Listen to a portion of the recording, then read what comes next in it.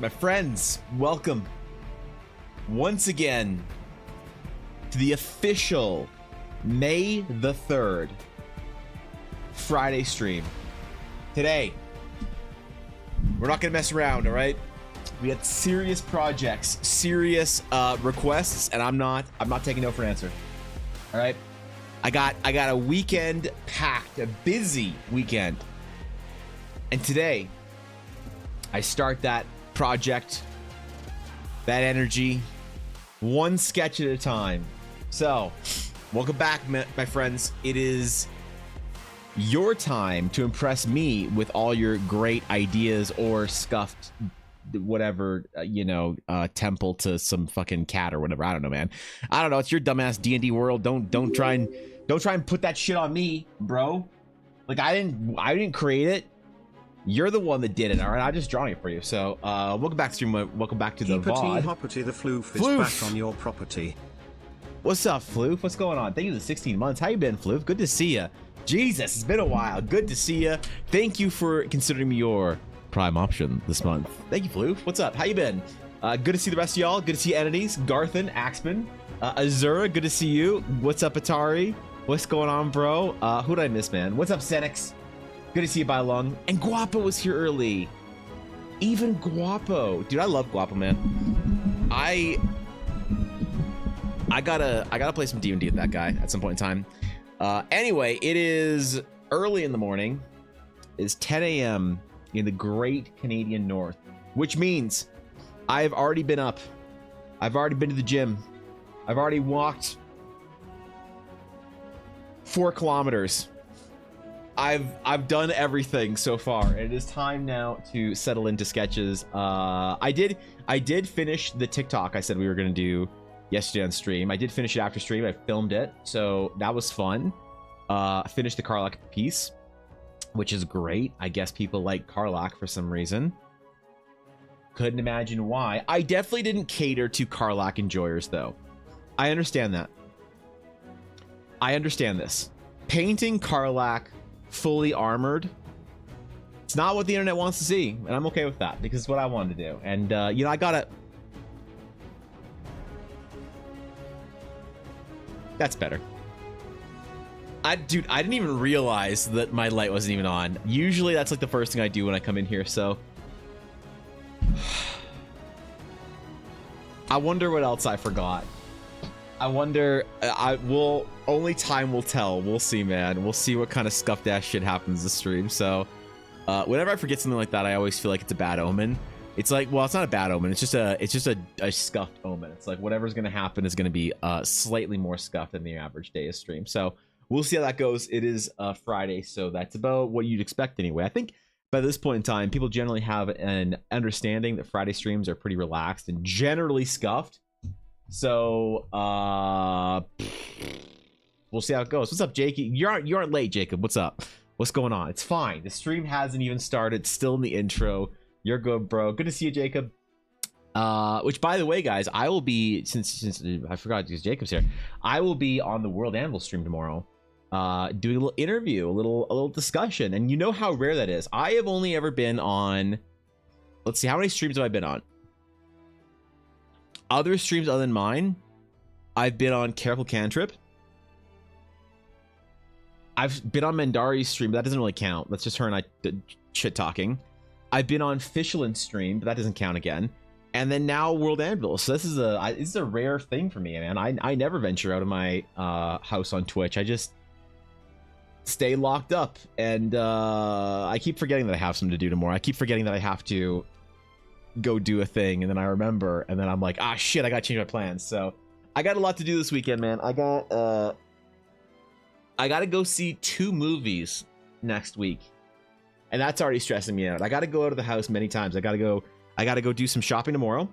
All right, I gotta go buy some supplies for for a project thingy. I gotta do the World Anvil thingy. I gotta do some shit on Sunday, and then I gotta go out on Monday to go see Star Wars, which I don't know if I really want to do, but I have to do it, right? If Star Wars Phantom Menace is in theaters, I have to go see it. You know, this is important. Like it's required for me. It's work, honestly. It's work hours because, you know, for an artist, inspiration is important, and I haven't seen Star Wars Episode 1 in like 4 months. Actually, well, that's not true. Oh, that is not true. It's been like maybe two, probably like 1.5. But now I can see it in theaters. That's good. And then on Tuesday, I have to go see a movie after stream with Ella. We're gonna go see a Gundam movie, which is gonna be pretty cool in town. So I got a busy next like 5 or 6 days. A busy next week, I guess, starting today. So we'll just see how it goes, man. We'll see what kind of we'll see what kind of work I could do in between all of that. So I win today. Got some really bad news. Could use a cheer up. Well, Minako, I will do my best to rig the roll for you. Here, let me go chat. Let me get this for you real quick. Rig roll. It's been rigged. So there you go, Minako. Croc is best BG3. Fight me, I'll lose, I'll do it. Jesus. I would never fight you over Karlach. I don't care, man. Whatever weirdos want to obsess over in a video game, I never try and shit on it. If people want to be Team Karlach, the one thing that I think is ridiculous is there's been some Honkai Star Rail character obsessions where people are like trying to claim. Have you guys seen this? People are like trying to claim characters. Like, you can't like this character. She's married to me. And I'm like, guys, this was supposed to be a joke. Like the waifu thing was supposed to be a joke from 15 years ago.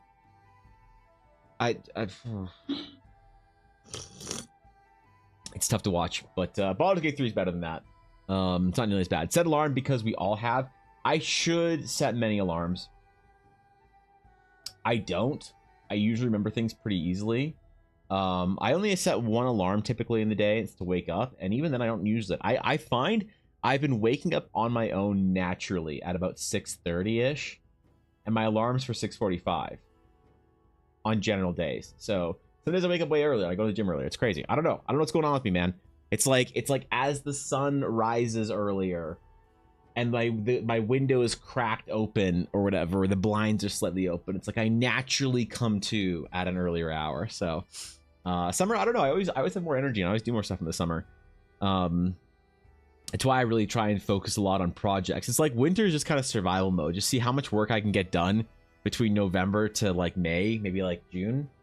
And May's okay. I mean, this is decent. It's like there's like snow everywhere, and it's like miserable out and shit and brown and everything's dead. But it shouldn't be in a couple weeks. It should be actually, there might be some leaves on the trees in 3 or 4 weeks. So we'll see how it goes. But yeah, my energy is increasing as the days get longer and get warmer. I'm getting evicted as my landlord is selling the property. Damn, bro, that's been happening all over. That sucks, man. I hope you find a place real quick. But yeah, housing prices, I don't know what's like over in the old world, but in the new world, housing prices are dog shit. And people are getting kicked out, rent's getting raised, people aren't having homes. It's like a big problem. There's like a lot of people coming to Canada every year, and not many houses being built. So that's like a problem that no one figured out. It's not like a game server where everyone just logs on, bro. It's like a country where people need to live places. So yeah, I don't know. I've been hearing that a lot. Hope we find somewhere quickly.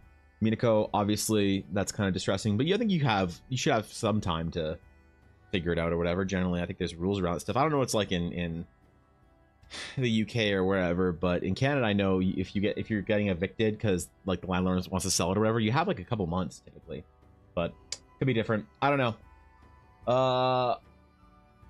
What's up, old Drea? What's going on? In France, rent's getting stupid, not even counting Paris kicking students for tourists. Damn, bro. Even in Paris? I heard Paris is actually pretty shitty to live in right now because it's just so expensive.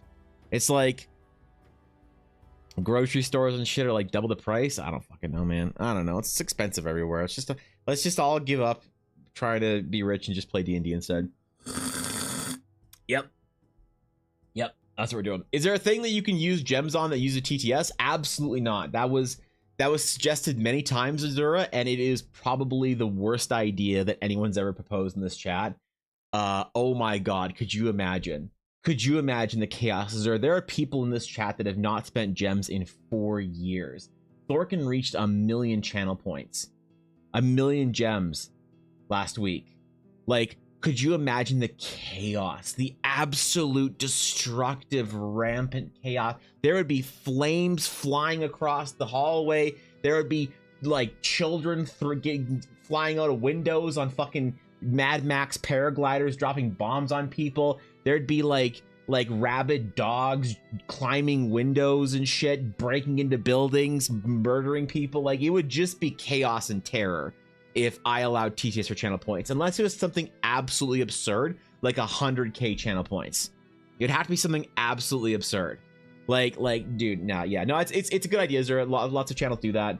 My channel, I don't think I could, because it's just there's a lot of channel points, and then people, they're like, oh well, it's 50 channel points for TTS. That's not worth it. So it's like, yeah, I don't know. I want to do some stuff with my channel points, but I don't know what really. I haven't really ever figured out what. I used to have prints and stuff available for people for channel points, but people got to their channel point like brackets or whatever and just didn't redeem them because they didn't know about them. So I just took them down because it was like annoying to have to like worry about if someone's gonna redeem it and no one ever did. It was like whatever. So I don't know what to do about my it sounds like a good streak. Shut up, god damn it. If I let TTS go like just unleashed, like TTS 1000 channel points, could you fucking imagine the actual, like, I would just walk away from stream for 4 hours. Yeah, I'd let you guys stream, man. I would just let you guys stream. Are you kidding? Y'all can do it for me. I'm just gonna be in the other room playing on my Switch or some shit, you know. There's a new command that summons Vidi click clacks. Wait, what? I'm so confused. What Vidi dice? What? I'm confused. To be fair, I only have been here for a year and I already have 69,000 channel points. That's a lot still, too. Yeah. So I don't know. I don't know what I should do with my channel points, Azura, but I don't know. TTS is on there. It's an idea. 100k. I even have, and I'm not able to be here 2/3 of the time. Yeah, it's true. Some people have a ton of channel points. So do that for a subathon. Leave us with Chaircoon for the night. Just leave TTS. Man, that is, if I want to take a 2-week vacation, I should just do that. And I should just leave TTS on for one night for my subathon. And then I'll obviously get banned. Because one of y'all is going to say some stupid shit. And my channel is going to get banned for 2 weeks. And then I'm gone anyway. And then I can be like, guys, I was unfairly banned. Yeah, I spent the last 2 weeks in Hawaii. It's no big deal. But I was unfairly banned and now I'm back. So, yeah. You should do that for a subathon. Where was I in chat? Okay, let me find a copy paste for TTS bot. Yeah, there you go. I think Garth is talking about the typing test. About what typing test? Is there a typing test? I'm confused. Why don't I take a typing test? I don't want to take a typing test, bro. I'm pretty slow. I think I'm like a 60 word per minute enjoyer, you know, which is actually pretty good. But in typing tests are like, what are they like? Typing tests are like,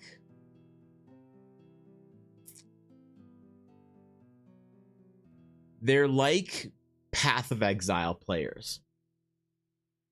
You can be good at it, but unless you're absolutely degenerately obsessed and the elite top 0.01%, you're shit. You know? I think most people, you know, are at a healthy words per minute, but the elite, like, power engineers over there, the forever alone whatevers, they're the ones that clear those typing tests and make the rest of us feel bad. So that would be, you wish to use us, Evan? Use you? I would never use you guys. I would only allow you to send my channel to the graveyard. I would not use you with the intent of it, Mel. It would just be it'd be an unfortunate side effect, I guess, is that I'd have to be banned whilst on vacation. So, well, it's not really vacation. Is it considered to be a vacation thing? Is going to see family a vacation? Because my general default is no. But is going to Hawaii vacation? My general default is yes. So what happens if you're going to see family in Hawaii? I don't know, man. Essaying, yeah, for real. I peaked at 101 words per minute. My brain doesn't move fast enough to take advantage of higher words per minute. That's fine. That's far beyond what you actually need to for practical daily life. So, it's fine. I don't know. Not really business trip. Kind of a business trip, I guess. Maybe. I don't know. I don't really know how to think about it. But either way, that'll be in September. Before September, I got a lot of stuff to do. I got a lot of work in between me and September. I got a lot of shit to get done. A whole lot of projects to finish up. And now that I'm trying to upload daily on TikTok, that's fucking impressive. But I didn't see how mine did actually yesterday. I didn't. Let's see it. Hold on. Let me check before we do our roll. I'm curious. We're gonna do our daily TikTok check to see if the people liked it. All right. View profile. How well did this one do? Trash. 230 views. Trash, man. Oh well. We tried. I'm a simple person. I see art of my queen Karlach and I like it. Oops. I am honored. I need a smiley face.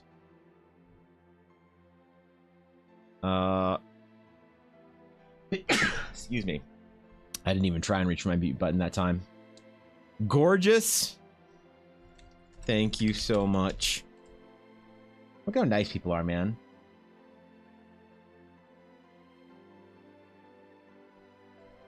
Look how nice they are. All right, trash. Oh well, delete it. Fucking Baldur's Gate 3 fan art is over. The meta is over. It's done. I'm too shitty of an artist to make it, but yet the previous one did well. I don't know. It's like people don't want to see the colored version. The fuck is that shit? I don't even know how this garbage works. All right, let's get into our sketches today. I need to do some cool stuff to farm on Twitter. So someone give me a good idea for a location so that I can do a good job of it and post it on Twitter so that more big artists will follow me, because I had a really big Magic the Gathering artist actually followed me on Twitter, which is pretty cool. It's probably the biggest, most influential, famous person to ever follow me on Twitter, since Jackie Felling was obligated to, because we are D&D players. But it's actually cool because I've always thought that one of the markers of me not being a good artist, and again, people don't like when I say this kind of shit because they're like, oh, you're calling me a bad artist? I'm not calling you anything, okay? One of the things for me, specifically, I thought I heard you. Mitiko, thank you for the 35 months. Holy shit, I appreciate that. Exclamation mark sketch. That's a way to microtransact it, I think. I'm impressed, actually, Mitiko. Thank you for the 35 months. I appreciate that. Dude, just almost 3 years. Holy shit. Goddamn. But yeah, sorry. One of the markers of me knowing that I'm not really a good artist is because good artists don't follow me. I don't mean no good artists follow me. I mean famous artists don't follow me. Like, you know, big artists don't follow me. So, that's pretty cool that somebody did follow me on Twitter. Not that that really matters. Not that it changes anything. It's just kind of funny. It's a meme. Let me enjoy my meme, okay? You need to clip the section of you analyzing and saying trash and upload next. Meta, the TikTok game. Wait, true. I should every day post a review of the last TikTok I did on TikTok. Me reacting to my TikTok or whatever. That's not bad. I have the vertical format set up on my OBS actually, so I could do that.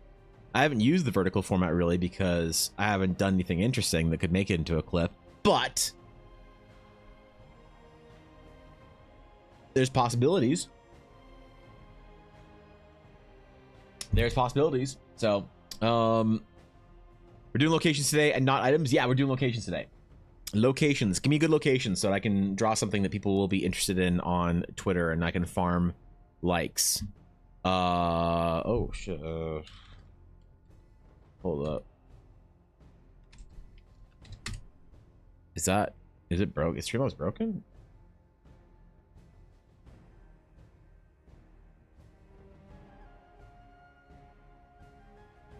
Oh no, we're good. We're good. We're chilling. It's fine. It's fine. We're relaxed. We're chilling. We're having a good day. It's fine. No panicking. No panicking. What's up, Blaze? What's going on, bro? Rig roll? The roll's been rigged forever.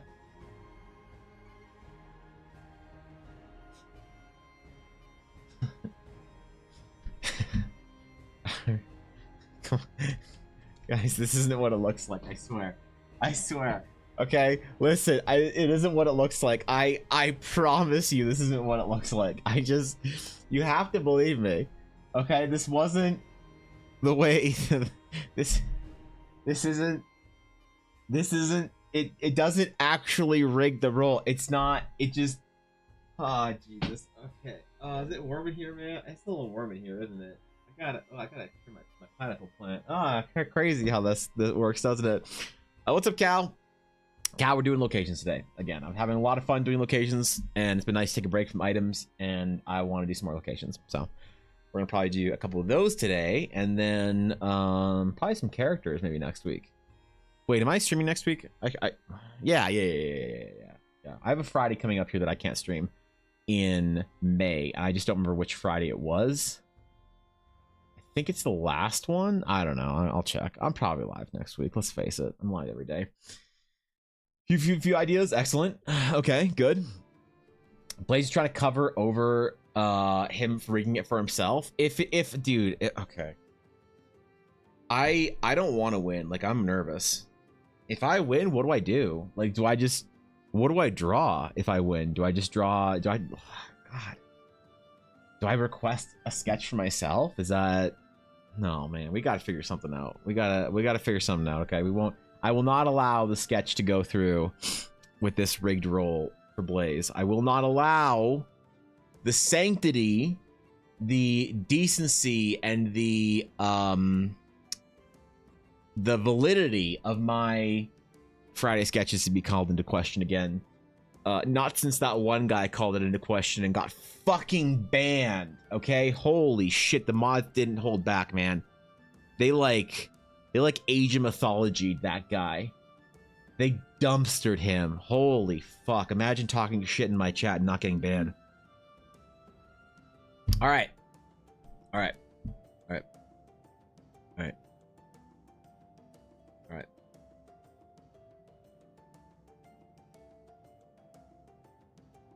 The entries are closed. You have an idea in mind for a rune quest goal Rantha? What the fuck is that? It sounds wicked. If I do get selected today, can I send you an excerpt from my character's ending story? A campaign is coming to an end. We're writing epilogues. You can. Depending on how long it is, I might skim it. If you send me 4 pages, that or I'll read it out loud, all of it painfully. So, all right. The winner is the illustrious. The never late to my stream has never, ever once not won a sketch that they've hit exclamation sketch for. And that is, of course, the unrigged, the never Starbucksing. Minako Kitsune. Minako, congratulations. What are we doing? Tell me of a location in your world. Tell me of a place somewhere that is a small enough scale to actually draw and stream in an hour. No giant cities probably don't work, you know, things like that. What are we doing? Tell me of a specific place, a little landmark or whatever, and we'll get after it. Wild 2 should have lost, then lost again in a different way. Yeah, actually, though. How does that even work, right? It's TTRPG that's the nuts. I'm so sorry. What? Not really. Hey, waving hand ladies, woman tipping hand, camera wood, smiling face with heart eyes, you backhand index pointing left like thumbs up to keycap. To get face with open mouth, rich money back by running woman your backhand index pointing left, tone business woman, office worker, briefcase from home, house with garden with just index. I don't know what the fuck. I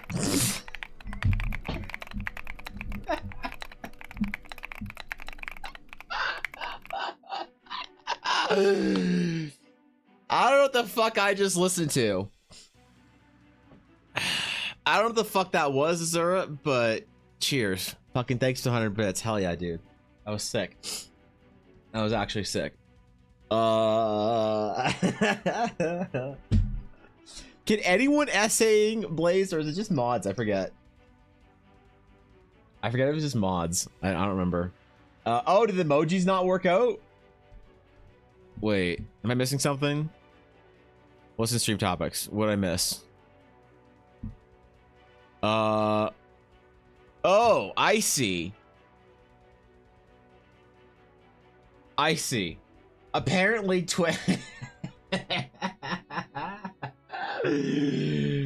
Okay, now it makes sense, Azura. Got it. Got it. Okay, cool. Minako, what are we doing? Tell me of an area, of a place you'd like me to draw. Or forever be re-rolled. What are we doing, Minako? Where are we going? What are we doing? How's a magic frozen tower with a crystal on top between two islands guarded by a maelstrom? All right.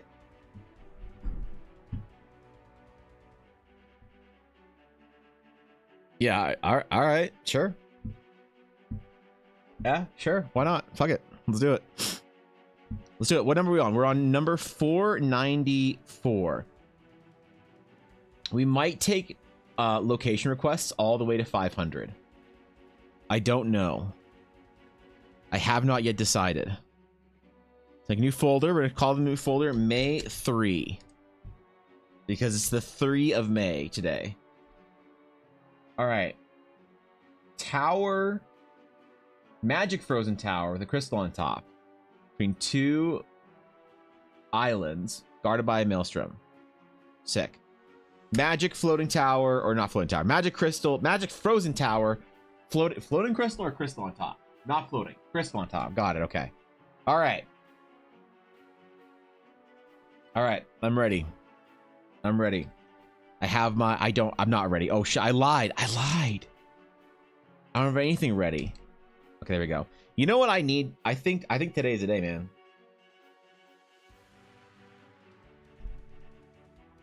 I think today's the day.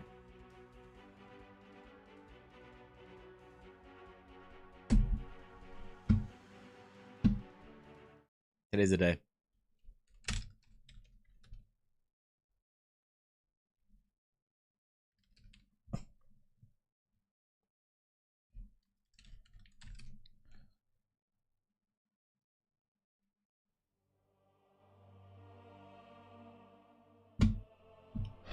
There comes a time in everyone's life where you must decide for yourself what kind of a person you want to be. What kind of a legacy you want to leave. What kind of a contribution you want to make to humanity.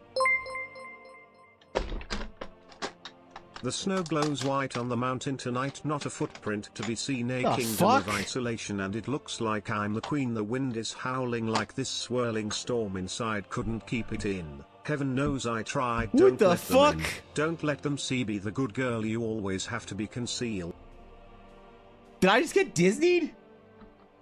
I just got fucking Disneyed, bro. Thanks on bits of dirt. Where's my nibs? Wait, don't tell me I don't get the new nib day. I'm playing the theme and everything, bro. What the... Oh, okay, we're good. We're good. There are moments that define us. Moments where we choose what fate we want to sign up for, what burdens we'll carry, and what standards we will set. And as a man of conviction, I am setting the standard of never tolerating a shitty nib. And so today, I honor that commitment with a brand new fresh nib. There it is, man. I don't mess around with this. I don't mess around. Nope, we're good. All right, get this shit out of here. Garbage ass nib. I actually used that one for quite a while, so I'm impressed. Ooh, it feels so nice on the can. Ooh, look at that. Look at that Cintiq, man. This is what money feels like. This is what expensive art supplies feels like. This is what success feels like. If anyone wants to know what it feels like to be a good artist, it feels like a $4,000 Cintiq tablet. Fucking dumpstered on. Holy shit. All right. One day I'll know what that's like. Anyway, so a tower. Magic Maelstrom, if I may request, the ocean is frozen. Maybe. We'll see what kind of scale we might, we're gonna start with a tower, see what kind of scale we can, as we zoom out, draw for that. So we have to make sure that everything sort of fits within the purview of what we're doing in the day. So we'll start with the tower and we'll go up from there, and we'll try and work our way out from that. So we'll see exactly how many details we can get done here. So Magic Tower, I like Magic Towers.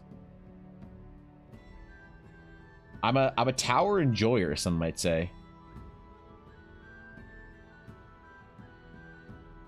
I've been accused of being as such anyway. Like that's not completely out of the ordinary.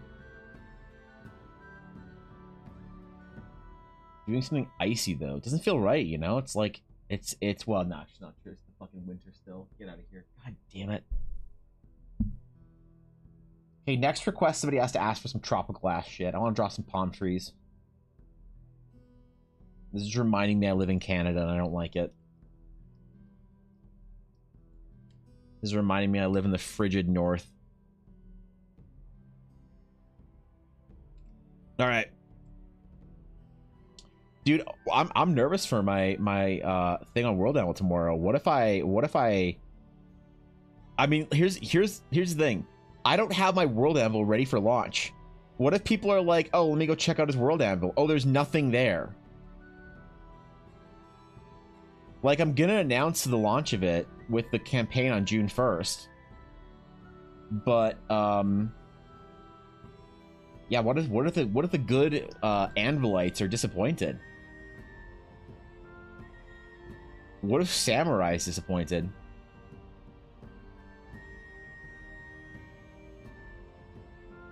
How am I supposed to get through this one? I'm the most embarrassing sage that World Anvil has. People are gonna realize I'm a sham, I'm a fraud. I mean, like, finally, actually, it's not bad because they'll take the pressure off, so. You're gonna nail it? Alright, well, here's the thing. I could try and get my World Anvil up to be at least presentable by tomorrow, but that would mean I would have to end stream literally right the fuck now. Right? You can always check out your TikTok. Oh, shit. Yeah, there you go. That's what we do. No, I feel kind of bad, Samurai, because I feel bad that my World Anvil isn't gonna be finished in time. That there's not gonna be like I have, okay, is this good or bad? I have almost 30,000 words written for this for the Shattered Sea, and 40 sub articles that all link to it. They're all ready to go. I just need to have them edited and whatever. I'm the most shameful sage out there in World Anvil land. I'm just a disappointment to everyone who's ever believed in me. Most of all, myself and my mom. In that order. But it's okay, because I'm really good at World of Warcraft, so that's all that matters. Sitting Samurai is there. I don't think they mind. Probably not. Yeah, that's fine. Yeah, fuck, what time is that thing tomorrow, Samurai? Is it like now, tomorrow? Right, it's at 11 my time tomorrow, right? Like I assume I gotta be a little bit early, right? Because we gotta figure some shit out in tech and whatnot. So I'm assuming it's about right now time tomorrow. At least I hope, because that's what I planned for. I'll check it later. I'll make it work. I'll be in rare form tomorrow, because tomorrow's my one off day. So I'll be in vacation mode, man. I'll be relaxed. I'll have a fucking coconut drink, a Hawaiian shirt on. Oh yeah. Oh yeah, man. In 15 minutes tomorrow. Got it. Cool. Got it. Sick. Everyone go follow the World Devil channel. Mods, can you shut it out, please? I'll add everyone in Discord annoyingly tomorrow anyway, but go over there and go impress the other Anvilites with how sophisticated our guild is. Go impress them with how dedicated and interesting our members are.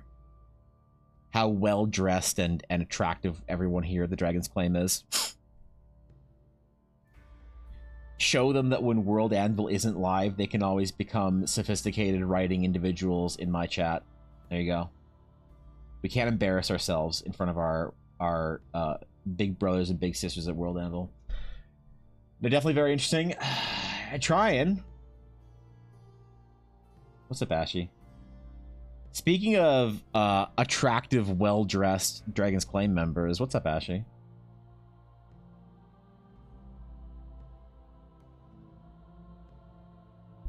All right. Do a little pathway here leading down to the shore of the island thingy. You wear Hawaiian shirts every day like I do? I could, but I feel like y'all wouldn't take me seriously on stream if I looked retired. If I came on stream looking retired, y'all wouldn't listen to any shit I said about, you know. Like, I try not to speak with authority about too many things, but whenever I do, I feel like no one would take me seriously. If I was wearing a $200 Tommy Bahama shirt and had a pineapple drink in my hand, I'd be really popular with divorced dads in their 50s. But besides that, you know, I don't think anyone would take me seriously. So, we pay the property tax at least. We did not pay the property tax at the guild hall, unfortunately. And I had some city guards come to the guild hall, and I had to pay them off with bribes. So the bribe money is coming out of the guild snackies fund. Unfortunately, I'm sorry. But since none of the guild administrators remember to pay the property tax, we have to sacrifice somewhere. So it is unfortunately snackies. You do realize this is really going to be a 1-hour advertisement for Blackwood Dice, just so you don't get confused. What pretty dice? Actually, you're right. True, I forgot. You should have Ella Blackwood on stream at some point in time to talk about her world building through dice.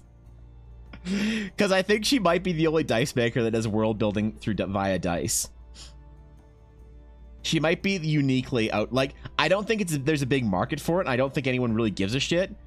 But I think she might be the only one out there that does world building for Eldara with her dice. People don't realize that whenever she makes a set of dice or whatever, it has to do with something in the world. Unless it's something like Has Been Hotel, in which case it's just for Twitter engagement and TikTok. Slept poorly, but it's my own fault. Trying too hard at work stuff. We'll stop it. Just instead don't. Yeah, easy. Instead of trying hard, you just don't, and then you sleep better. Isn't that the way it works? I don't know. I've never tried hard at anything in my life, so the fuck would I know, man? Don't listen to me. What do you mean? Those are the people we should take the most seriously. They have their shit together. Actually, true though. You'd be right, but you may be correct. I am unsure. I'm terrified of the idea that anyone thinks I have my shit together.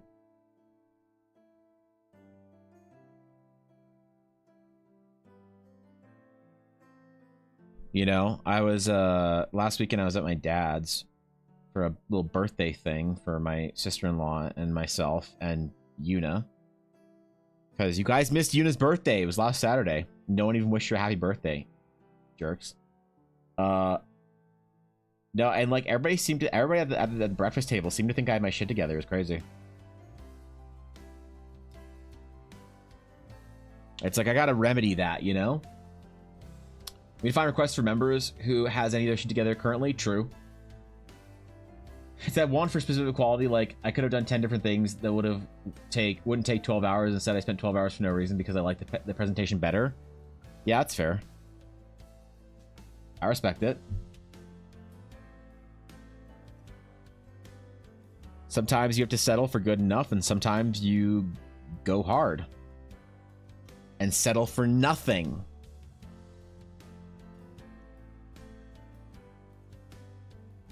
And I respect it, Ashy. That's why you're fucking crushing it. So I ain't worried about it. I worry about your health, but besides that, you know. To be fair, I feel like I worry about all my VTuber friends' healths. There's something that all my VTuber friends have in common, and that's like a bad sleep schedule and potentially a chronic caffeine addiction.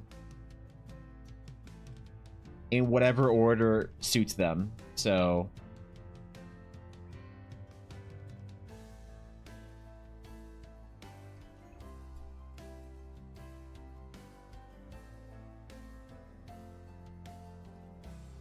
you know, there is that, I guess. You gotta watch out for. You still respect it though. Let's be real. Anyone who looks like they have their shit together is actually a mess. We stand for that. Maybe. Maybe. I don't know. I had a friend growing up that's now a brain surgeon, so yeah, I think he probably has this shit together.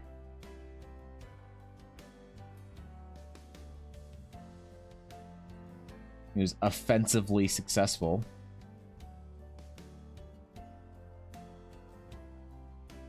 I bet if I Googled him right now, he'd be like some like head chair member at some fucking hospital or some shit. Or on some board of like medicine or whatever somewhere making $3 million a year.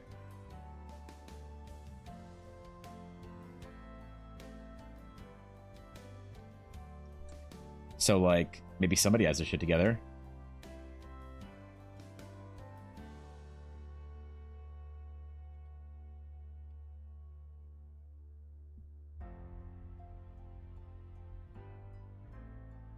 All right. The goal today is constant momentum. I'm not going to cut any corners, but I also want to try and work very efficiently today, if I can. I also need to figure out how to record. Like, I think I might try and install OBS, or sorry, Streamlabs again. And I might use Streamlabs to record while I'm streaming, because I can record a different monitor. Oh my god, you know what I need? I need a third monitor. I need a third monitor. Oh my god, if I did that, that'd be so easy.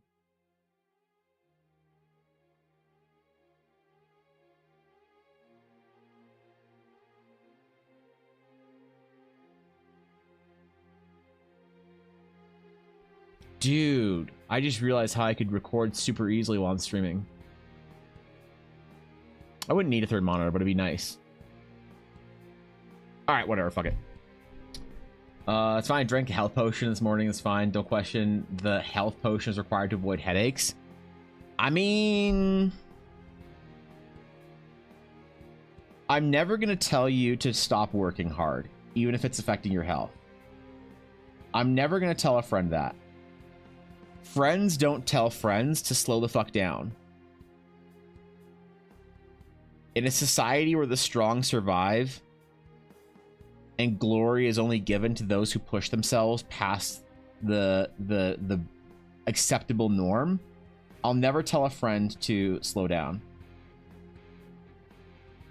But I will still be concerned.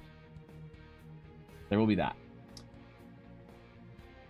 Where's the door? Yeah, we'll put the door somewhere. Don't worry. we'll put like 8 doors on it. We'll see what people choose, and it'll be fine. There'll be a choice of door for individual users of said tower.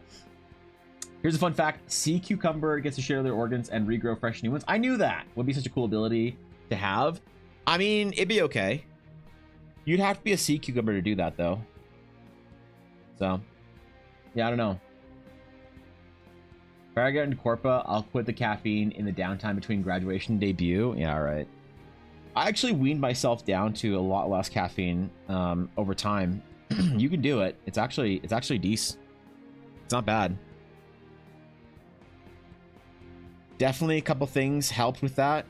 Getting off caffeine, like I said, I have caffeine in here right now. It's like a caffeine supplement. But there's only about 70 milligrams of caffeine in here, I think. And then my other drink is just straight water, because I won't drink this past noon. So I try and drink it with breakfast, and then first a little bit of my stream, and then I'm done. If I don't finish it at noon, at my like 2-hour break, I just won't finish it typically. It's really important for me not to have caffeine after 12. But yeah, a couple things that really helped me out is learning about electrolytes and the adrenal system.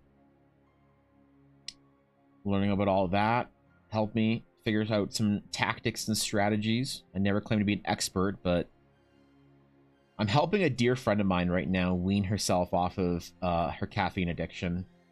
We're gonna see if we can. She's like, you know what you're talking about. You've learned these things. Let's fucking do this. And I'm like, okay. It's gonna be fucking sick. So I'm gonna have her drinking a bunch of electrolytes, taking a magnesium supplement in the morning,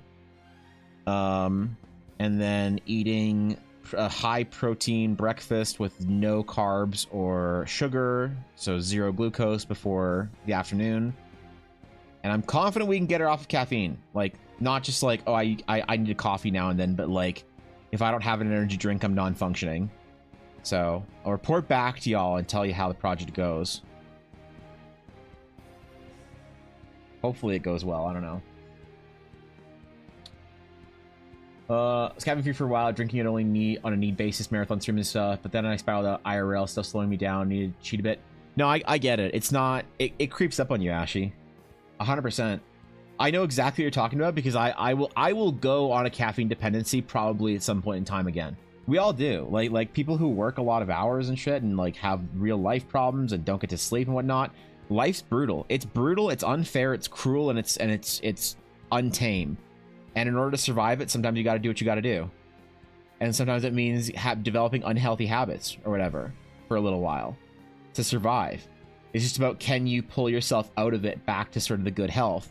And it's good that you're thinking about it, because most people just like hang on to an unhealthy habit and just sit there for like 30 years, then wonder why they're sick. So no, I think it's okay. I think you're thinking about it, you're conscious of it, and you know, you're doing what you got to do, and I want to see you do it, and I want to see you crush it, and I know you're gonna.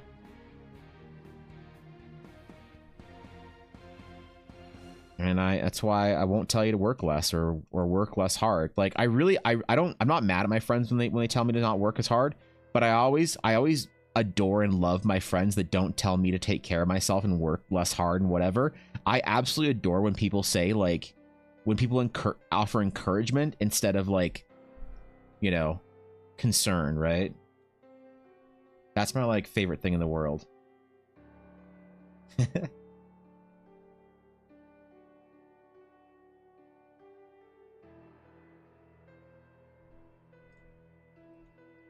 Because yeah, man, sometimes you got to do what you got to do to survive. To get a project done, to get some shit finished, you gotta crush it. You gotta go deep.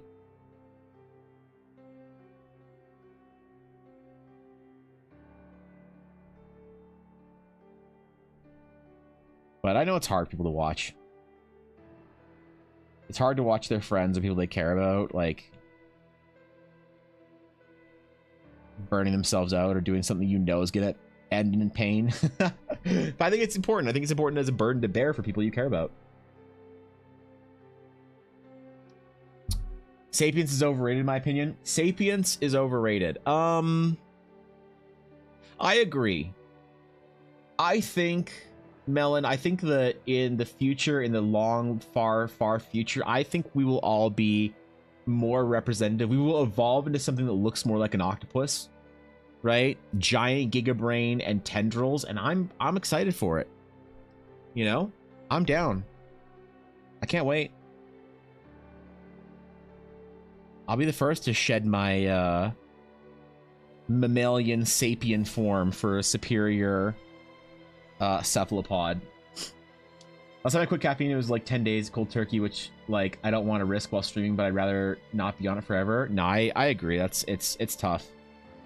That's why, Ashley, I think if you want to try a couple things, like there's a couple things that I could, like, I don't know how much you care or whatever, who asked or anything like that, but there's a couple of strategies that I could help you out with in some ways that might actually make it a lot easier for you to wean down. I weaned down pretty hard. I weaned down from about 300 to 400 milligrams down to about 70, and I don't have any energy drops. I don't nap during the day. I feel great. So I could probably, when you're ready, if you're curious, I could offer you some advice that you can take or leave. But just hit me up if you want to chat about it at some point in time. When you're like all caught up and good and you want to get after it, you can make it a little bit less painful than maybe it has been in the past to get off of it. What about once you're surviving, it's like establish yourself, you take it easy then? Yeah, I think it's like once you jump over a certain bar.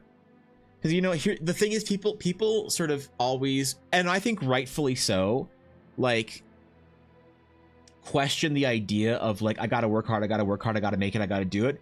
Because they say, like, you hear rich and successful people say all the time, like, oh, you just got to enjoy your time now and whatever and just chill out and blah blah blah. Because like once you make, like, let's say your goal is to make $100,000 a year as an artist or some shit, then you make your $100,000 a year, a streamer, let's say streamer, and then you want to get there, and then now you want to get a partner, and then you want to make livable income, then you want to make $100,000 a year, then you want to make enough money that you can buy a big house, and then you want to make enough money that you can buy a house for your mom, and you want to make enough money that you can, you know, buy a Lamborghini, and then you want to get a big ad deal. Like, they say it'll never be enough. And I agree that you can't have that mentality of I just want more and more and more constantly, because yeah, you'll just incinerate yourself. But at the same time, man, like, I think that there's a certain bars that people jump over where it's just like, okay, do you make enough money to comfortably live and set up a future for yourself? No? Great. Continue to incinerate yourself until that happens, and I will happily watch you do that and support you and cheer for you the entire way.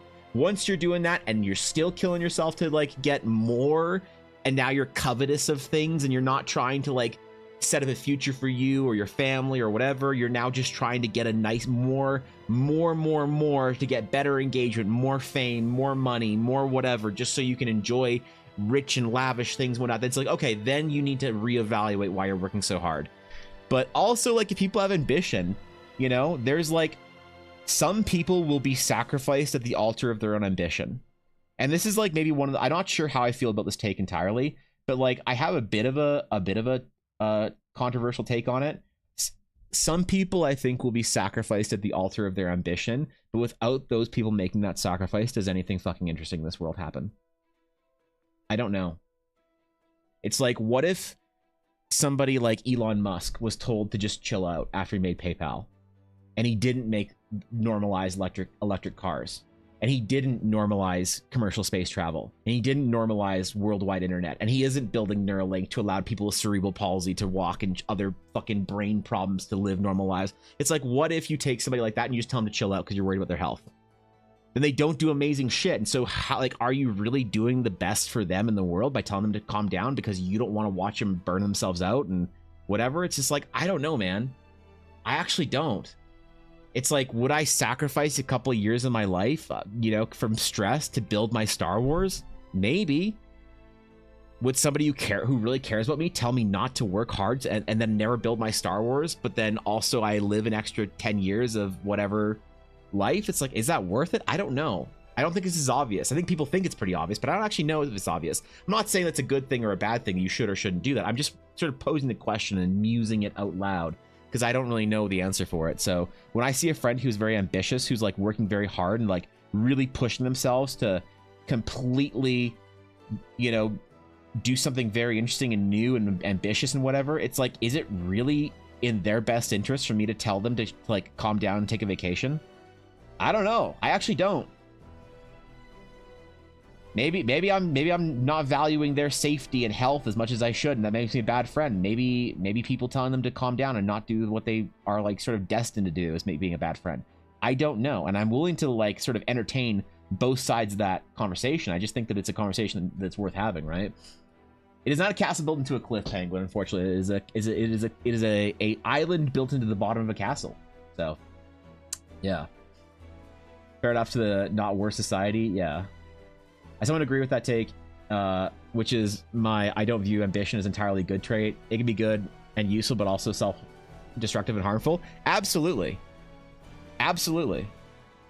But like, also, if somebody wants to build like their empire, if they would rather die at 30 with glory than live to 80 without, like, who am I to say that they shouldn't do that? And so when I see a friend who's like burning themselves and incinerating themselves really hard to build a project or do a thing or build a business, I think that for some people, the worst thing you can do for them is tell them to like settle into normality. But like for them, if they're normal or average, that's like not a life worth living for them. And I think about that sometimes, you know. And it's hard because it's not an obvious answer. I don't think it's a clear or easy to define sort of thing. I think you got to like figure out for the individual what they want and then support them. If somebody says they want to go super hard and go be, you know, a top player in the NHL, right? Like what would happen to modern hockey if Connor McDavid's parents never said, "Hey, you should go and play more with the other kids. You shouldn't spend every day at practice." then we wouldn't get to watch one of the best and brightest hockey players of all time absolutely fucking destroy the league. And it's just like, I don't know. Would Connor be more happy if he was more balanced and had more things and whatnot? I don't know. Maybe he doesn't want a balanced life. Maybe he wants absolute fiery obsession. And I just think about it sometimes because I've thought about that for my own self. When I've had a lot of people tell me like, oh, you should calm down, you should chill out, you shouldn't work so much, you shouldn't do this or that or whatever. And it's like, bro, you don't understand that I don't want to be here if I don't believe that I can build my Star Wars. I'm incredibly and sickly ambitious with my projects. I just try not to talk about it on stream because it's cringy and like no one's gonna believe me. If I say I want to build the next Star Wars or be the next Tolkien, no one in this chat or on Twitch will ever believe me. Because it's like, well, who the fuck are you? Right? But I gotta try and do that for myself, man. That's like, I gotta sign up for it. And Ella thinks, Ella's my wife, by the way, Melon. Ella has this sort of idea where she's like, I'm gonna watch you burn yourself to the ground, and I'm gonna be here to help you pick up the pieces when you absolutely collapse. That's the way she sort of demonstrates her caring of me, and I really respect that, you know? So it's hard. I'm not saying that you should watch your friends burn the fuck out or be unhealthy or develop bad habits to achieve their goals or whatever, but I'm just posing the question, I guess. To what extent should you encourage someone who's working really hard versus tell them to calm down? Because the reason I say that, I guess, let me just back up. The reason I say this is because I think there's too much of a default when you see somebody working hard to be like, whoa, slow down there, Tiger. You already put your 40 hours in this week. You might want to chill out and go watch some Netflix. It's like, no, fuck you. You know, I think I'm rebelling against the norm a little bit when I say this, but I'm not necessarily saying that the extreme is the answer. You know, it's hard, bro. It's tough to try and figure out how to support people and how to gauge how you want to spend your time. And I don't know, man. When I see a friend who's made a choice to like go be ambitious and drive themselves super hard, I don't want to be the person telling them they should calm down. That's, I think, where I can kind of like land on it or whatever. Hey, dude, you're 13. Stop waking up at 5 to practice free throws. Sleep and hang out with their friends. It's just a game. Yeah. Now, is the world a better place because Connor McDavid destroyed his childhood in order to be with one of the greatest hockey players of all time? I don't know. Is the world a better place because like some Nobel Prize winner destroyed his childhood to become, you know, one of the greatest scientific minds of all time? Like, I think that we can all like agree that there are some people have sacrificed themselves to work that has improved humanity in an important way. And where the line is, I don't know, but I'm unwilling to just hear the line doesn't exist and it's never worth it, you know? Especially with our growing appreciation of neurodivergence, normal may not work for them. Yeah, it's true too. Some people just want to obsess over shit. It's like you take a streamer like XQC, and his like he's talked about how his greatest superpower is like his ADHD autistic work like obsession. For him, streaming 13 hours a day is not work. It's just him like feeding into the obsession that he has, which makes him lucky in certain ways. Like imagine if you had that kind of like focus and energy and were able to put it into the thing that is important to you. Like holy fuck. What a superpower. I'm envious, man. But I don't have that. It's a slog every day for me to force myself to do things. I forced myself out of bed today. I forced myself to the gym. I forced myself to stay on the track longer. I forced myself to do another set. I forced myself to come home and make a healthy breakfast, and I don't want to do fucking any of it. So I don't know, man. I don't know what the right way of doing it is, but I'm just here to watch amazing people do amazing shit, I guess. I think the opposite is also true. I'm not resentful of people who don't live up to their potential. If I don't want to do too much and go with emotions, that's fine with me. Absolutely. No, I think if somebody just wants to chill out, where the fuck are you to tell them they shouldn't just chill out? Nah, dog. I think it's totally fine. You know, like I love and support people's choice to do what they want in their life, regardless. And it's like, if you want to just sit at home, if you want to go and play Honkai Star Rail all day and work at your job so you can cheer bits to a big VTuber that doesn't know your name and buy pulls in Honkai Star Rail and whatever. It's just like, don't let anyone tell you that you should be doing anything different if that's what you're happy with.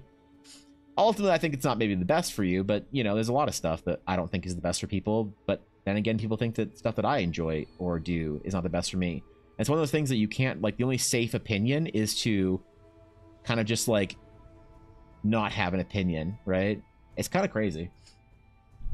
Got a campaign idea. The party enters a seemingly normal city, and as the day ends, they decide to rest the next day. When they wake up, they realize it is the previous day repeated. No one in the town seems to think it is the case. The party is going to try and figure out what's causing the Groundhog Day effect and break the curse. I think everyone who has run a D&D campaign has done at least a Groundhog Day arc. It's like a rite of passage. If your players haven't done their Groundhog Day arc, it is absolutely time. It is time. Yep. That and the time skip. The like, all right, everyone, we're going to see the wizard that is going to instruct us as to the location of the thing. And you get to the wizard tower and you're like, I'm here to see the wizard. And they're like, oh, what wizard? I'm here to see Mordock the Great. And the little old man at the door says, but Mordock's been dead for 50 years. So you need the time skip and the Groundhog Day. Absolutely. I think get after it. It's time. Give your players the D&D experience they deserve. Imagine Twitch as a whole without Ludwig doing the subathon of all time. Yeah, true.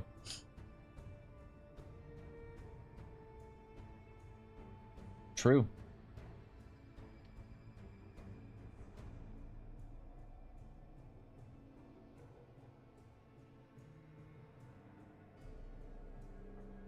Yeah, kind of change things, you know?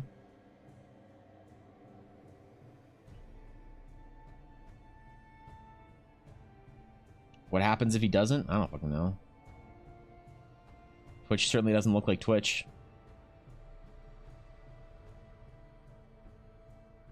Right? Or like if someone told Jinxie to quit streaming when he was streaming for 8 months to 0 viewers. You know? I just want to chill with friends, but the world won't let me do that for free. I'm willing to fight the world to live in it. That reality, and working part-time at Walmart won't get me there. Yeah, I mean, like, I had like a sort of a realization moment with Ella when I was in my mid-20s, where I was really feeling quite down on myself for not being where I wanted to be. And I realized that if I had World of Warcraft, a PC, and internet connection, and Ella, I was fine. That I didn't actually need anything more than that. I said to myself, if I have to work like part-time at a fucking liquor store or whatever, or a game store, but I can come home every night and have Ella there with me and we can just play some games and whatever, that's like good enough. Now I'm fighting super hard for more. But at the end of the day, man, I get it. Like, I had to like sort of have that realization or make that decision or at some point. It's tough, bro.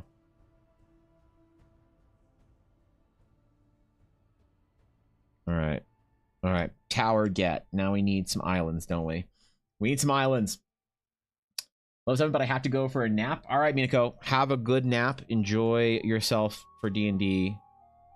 Relax and be well. This will be in the Discord when you awaken. Maybe. I don't know. Maybe my PC dies and everything gets deleted and my stream key gets leaked on the internet and 4chan runs my stream and my house explodes and Moon decides to cancel me on Reddit. I don't fucking know, man. It's a new world. I don't want to say anything's gonna happen, but I will endeavor to make this finished piece of artwork for when you're back.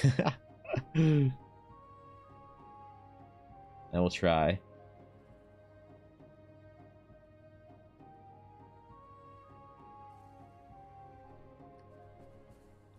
All right, so we need a.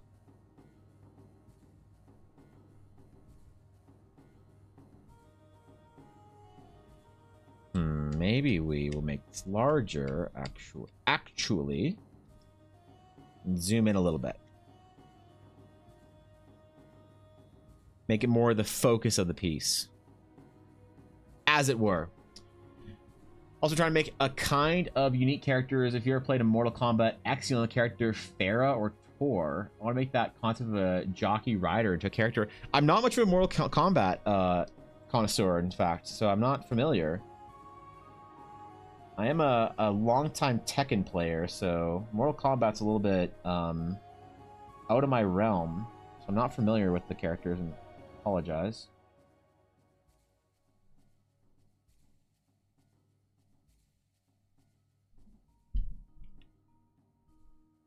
Ooh, I gotta move this up. I almost screwed it up. Okay, we're good. Yeah, we're chill. We're chill. It's fine. This time we're good.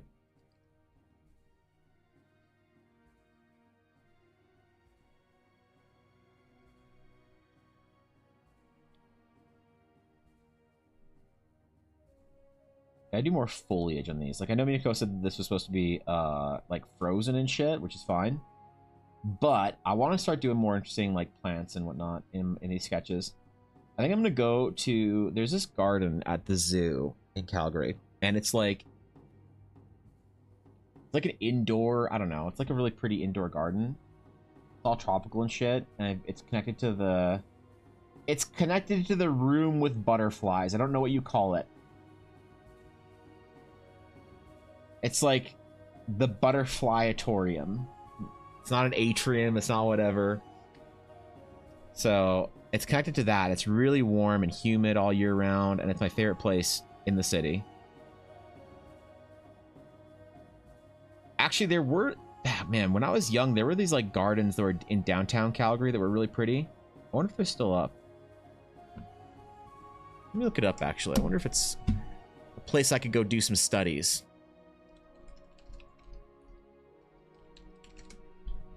The Devonian Gardens. Is it? Is this place still open? Oh, it is. Oh, nice. Okay. I might go here and do some studies. I might draw some shit. Wait, is it all scuffed now? This looks kind of scuffed, I'll admit. This looks like it's been like corporatized. Those are white bonds. That's pretty cool. Maybe it's okay. Maybe yeah, fuck it. I'm gonna do some art, some sketching here this summer. I'm gonna go do some plant studies and whatnot. Draw some leaves and shit, bro. Yeah. Then I'll be able to add more to the foreground of my landscapes, I think. You got a bit of info on the two islands. One mountain, the other is tropical. Well, that's interesting. Farah/Tor is a duo of a small rider and a hulking brute. They're a soulbound for each other. Oh, that's cool. So, like, a character that is like two characters in one. I've played that. I once played two characters that were one character sheet, basically. And it was a set of somewhat suggestively incestuous twins that were based off of the characters Kaoru and Hikaru from Ouran High School Host Club, which were always just being a little bit gay with each other, but they always said it was brotherly love. So I played that in a D&D campaign for like a year, and it did things to my brain chemistry. I don't know if I like it, but regardless of how scuffed or cursed that idea was, the idea of playing two characters in one character sheet, I think is great. I think more people should do it. I wish one of my players would do it, but it's really hard to do. You have to be like very like good at role playing to sell it. So if you got the desire, I say go for it. The world needs more of that. Not the incestuous boy love brothers, but the two characters on one character sheet. I don't think anyone in this chat is old enough to remember Ouran High School Host Club, so that's probably a bit of a shot into the ocean for that one. But still.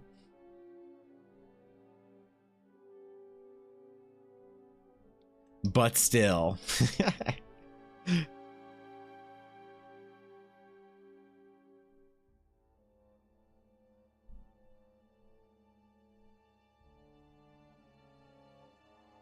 It was fun. I enjoyed it. It was also in high school, so listen, D&D was different when you're in high school.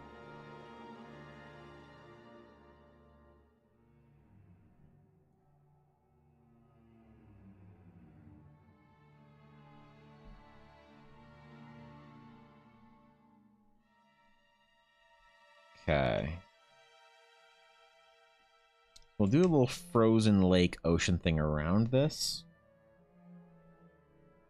Maybe show some cracks in the water to indicate that, or we'll just do a texture on it. That could work too. That could work too. Also, I wanted to play a imp disguised as a tiefling to find information on his information on his lord rival. That's pretty cool. Pharaoh's in the back of Tora, speaks for them and assists them in combat. That's pretty cool. I'm old enough, but not manga enthusiast enough. That's fair.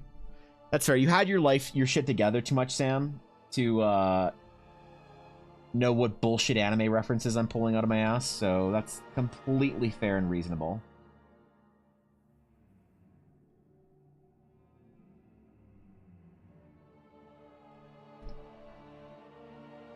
Fair, reasonable, and honestly encouraged. Let's face it.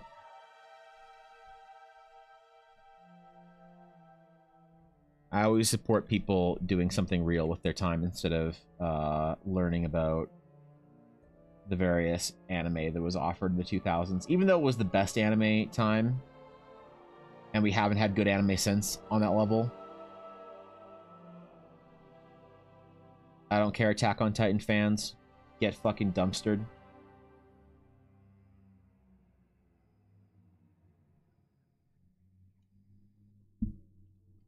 But like, anime is another one of those communities that you're not considered like an enthusiast unless you're an absolute degenerate, right? It's like someone can be like, oh yeah, I've seen about 100 episodes or 100 different anime shows, and people are like, casual. It's like, just because you've seen 4,000 doesn't mean somebody who has seen 100 is not also a power user, basically.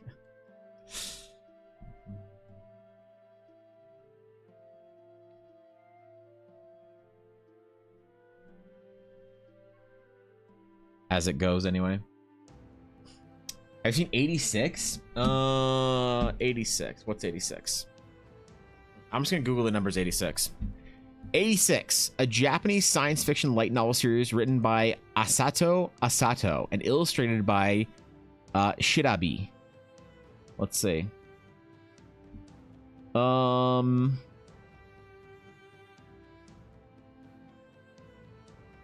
I haven't seen this. Nope. When did it air? It was published 2017. 2021 was the TV series. No, I haven't seen this shit. I recognize it though. I feel like I've seen some clips from it or whatever. Maybe. Or like memes or something. It's like kind of World War II era style stuff, right? Looks cool. I naturally, from the characters, get a Valkyria Chronicles vibe, which is maybe fair or maybe not. I don't know. But, oh, it's on Crunchyroll. I actually gave up my Crunchyroll subscription for the first time in probably 8 years last month. I just wasn't using it. But, I don't know. Maybe I'll jump back into Crunchyroll at some point in time. Watch some anime. Cannon Planet's pretty good. That's pretty, okay, alright.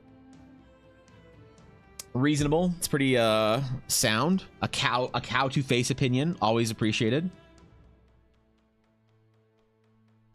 Yeah, I don't know. I really just wasn't watching anime because I found a lot of it was kind of like formulaic and boring in a way that it hasn't been in a long time, or that it has for a long time, I guess. I don't know. Maybe I just don't have the time for it. I think modern anime fans will really resent when you say that you don't find modern anime to be interesting, but like I really do enjoy older anime now, and I don't know why. I went back and was watching a bunch of shit from the 90s. It was even before my time, really, because don't forget, I was born in 1990, so an anime like that was aired in like the early 90s wasn't something that I was seeing, because that was before the age of like fan translation, bootleg, whatever, convention DVDs, or any of that kind of shit. Is before, like, when I got into anime, the proper way to acquire anime was either buying DVDs at the local anime store, or it was by torrenting it, by BitTorrenting it. fan dubs and whatever else, and that's what I did for a long time. You're 86 immediately, just think of Initial D. Why? I hope you let VTubers star in movies one day so I can star in the Eldara movie. What would the Eldara movie be like?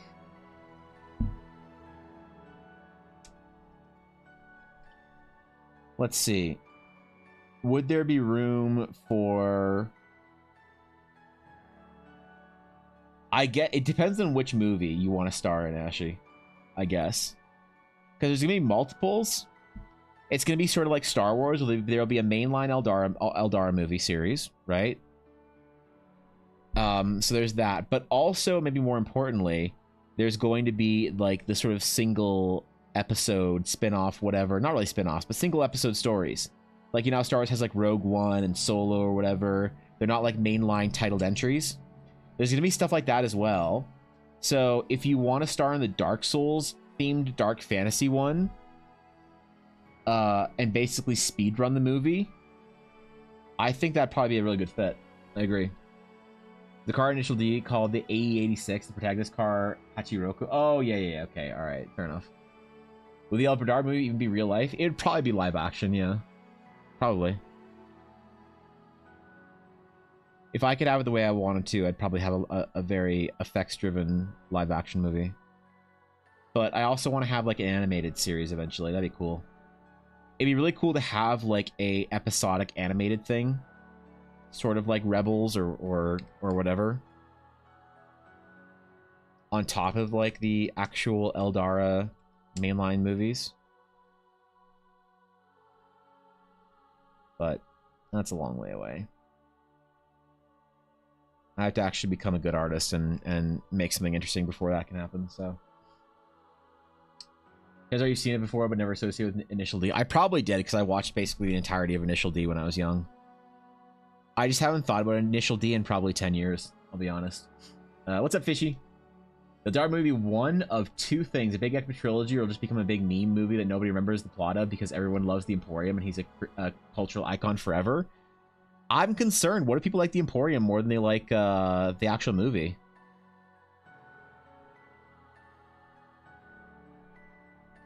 We'll see if Dashto wants to write the soundtrack for it. He hasn't written any music in months, so maybe he's done with music forever. We'll see what the next Eldara album looks like. if it's movie ready. Korean is for sure the best anime in recent years. I think you would actually really enjoy it, Evan. Probably, yeah. This is why I'm not willing to say that all anime sucks and that part of it is just me, because even though a lot of anime doesn't interest me right now, Blaze, there are anime like Freerun that I think do interest me, but I've also read a bunch of Freerun, so I'm less likely to watch Freerun because I've read a bunch of Freerun. And like there's a lot of animes that have come out that are big popular anime I read beforehand. I am not the kind of person that ever wants to reread or rewatch something unless it's a very specific thing. I don't know why. I can't tell you. I think maybe if the world is interesting, then I will rewatch it. And if the plot is interesting, I'll rewatch it. But if it's more character driven, I kind of don't really want, like, if I'm sitting there hanging off of a character and wondering what this character is going to do next, then the goal or the pleasure of watching it for me is finding out what happens next. And then once I know the story is concluded, I kind of don't care out to like watch it again, which is why like Baldur's Gate is kind of a mix, because it's fun to be in the world, but also it's kind of like, well, what happens next in the game?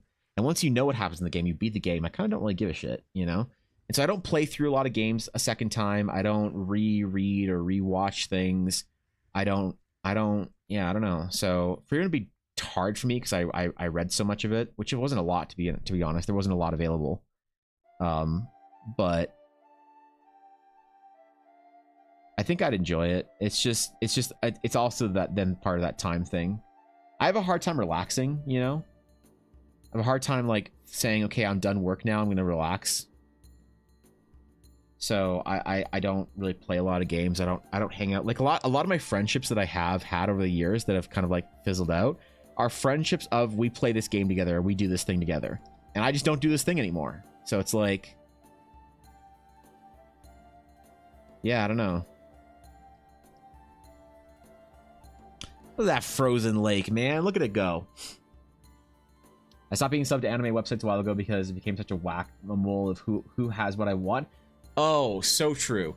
Like, one of the things that made me not watch as much anime and begin my decline years ago, Ashy, is when multiple sites started getting things. It's like, okay, well, before it was if you are if your IQ is over like 62, you're a Crunchyroll watcher. If your IQ is below 62, you're a Funimation watcher, right? It just kind of worked out like that. And so I watched Crunchyroll because it was like, oh, you fit here, so you watch Crunchyroll. And then Funimation started getting more stuff, and then High Dive, and then whatever else. And I was like, I want to watch this anime. I'm so excited about it. Oh wait, it's not on the service that I have. Oh shit. And then I have to buy more. And then Crunchyroll got more expensive, and it became a whole thing. And I just kind of got demotivated, I guess, in some ways because of it. Meanwhile, I rewatched the same movie 5 times over the last 2 weeks. You are not the norm, and your brain is broken, and you are broken, and there is something wrong with you, Ella, and you are lesser and not good because of it. All right, I would never shit talk neurodivergency, and I would never make someone feel like they were broken or not good enough or lesser because they have ADHD or whatever.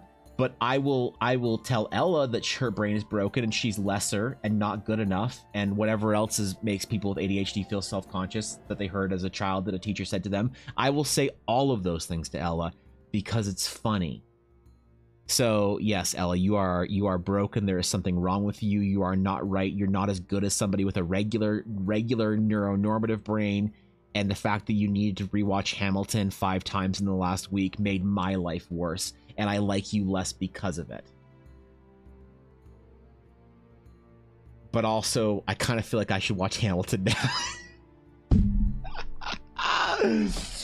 Oh, God.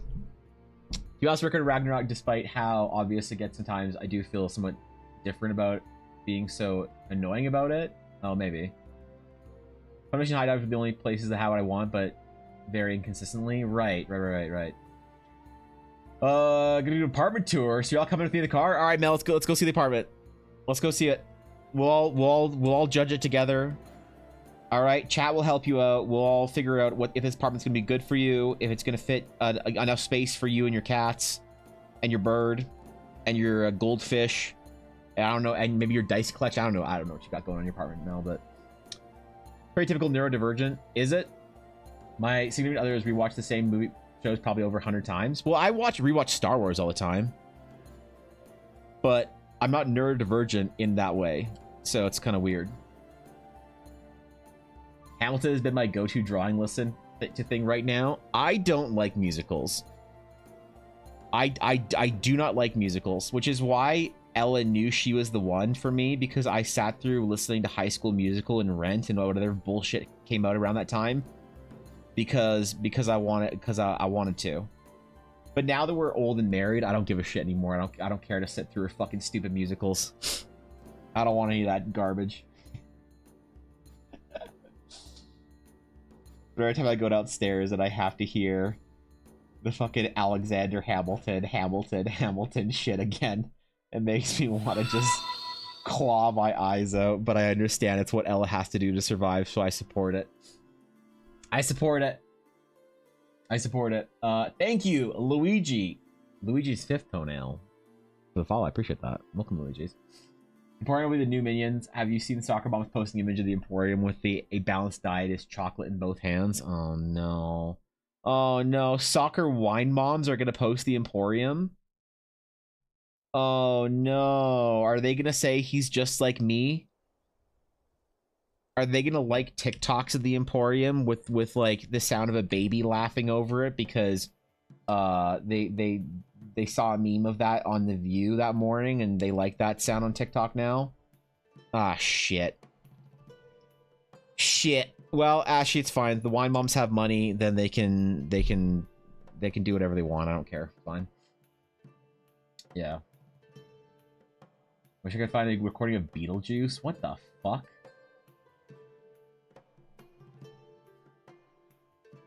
Mods, can you time Fishy and Ella out? I don't want them like building a neural connection. Like I don't want them exchanging the brain cell over Hamilton. They're gonna do watch-alongs with each other. Holy fuck. It's already been established? Ah shit, okay, never mind. Too late. Yeah, some church in Texas did Hamilton, but they changed it in the worst ways, but it's hilarious. Well, good for them.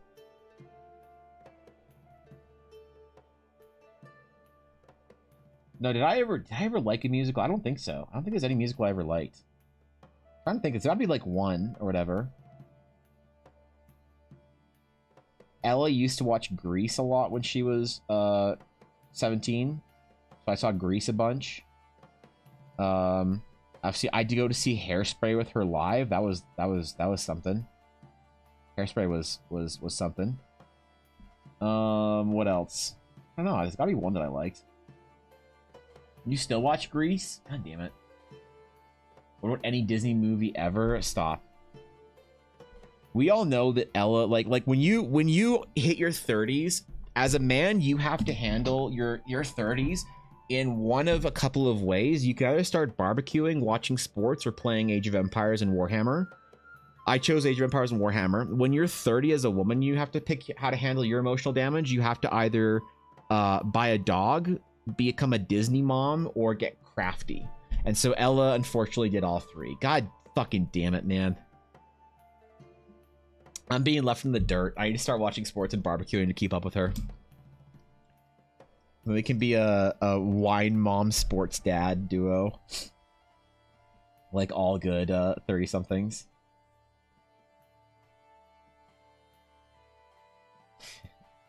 Just why you also need to take Ella to Disneyland. It's been too long. She started to get jittery over it. She needs to make the pilgrimage. I'll know it's time when she starts wearing her mini ears around the house. Your generation would have been Les Mis? Maybe? I think so. Seeing a Disney, Evan, you need to look at PetSmart? No. Why?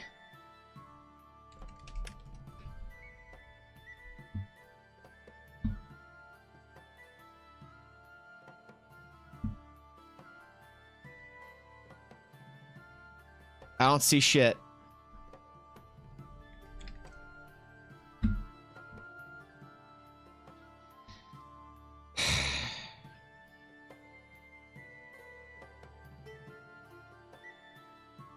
So guess what we're not buying Yuna, Ella? Guess what we're not gonna buy her? Okay? There are many things in this world we're not buying Yuna. We are not buying her a Louis Vuitton collar. Okay? We're not buying her a Lazy Boy dog bed. And we're also not buying her a Disney The Little Mermaid Ariel dog pool. Okay? All of these things are not going to happen in that order. She does not need a mermaid splash, whatever, splash pad. Okay? She growled at me this morning for plays. I didn't give it to her, and now she's sulking downstairs. I had to give her a Licky Mount peanut butter on it so she wouldn't fucking howl at me while I was streaming. I am not doing anything nice for that dog before 2026, okay? What a Frozen themed one? No. Nope, Yuna doesn't get shit. She doesn't get shit. I don't care. I don't care what people say. I don't care what the internet wants. Yuna doesn't get anything. She doesn't even get love or attention from me today. Nope. Nope, she's not a good dog. I dislike her. I am not going to indulge Ella in her Disney-ing.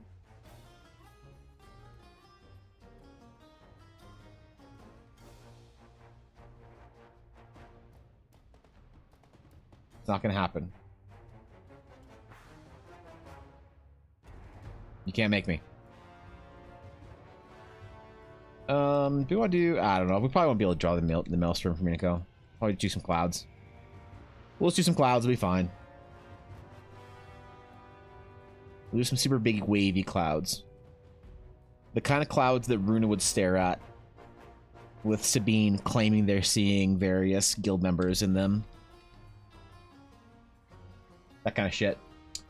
Poor puppet, but she loves you. She doesn't. She wants to fight me. That's all. That's all she wanted today, Ella. is fight.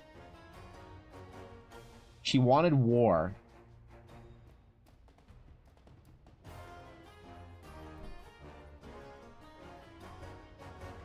She wanted war, and I would not give it to her.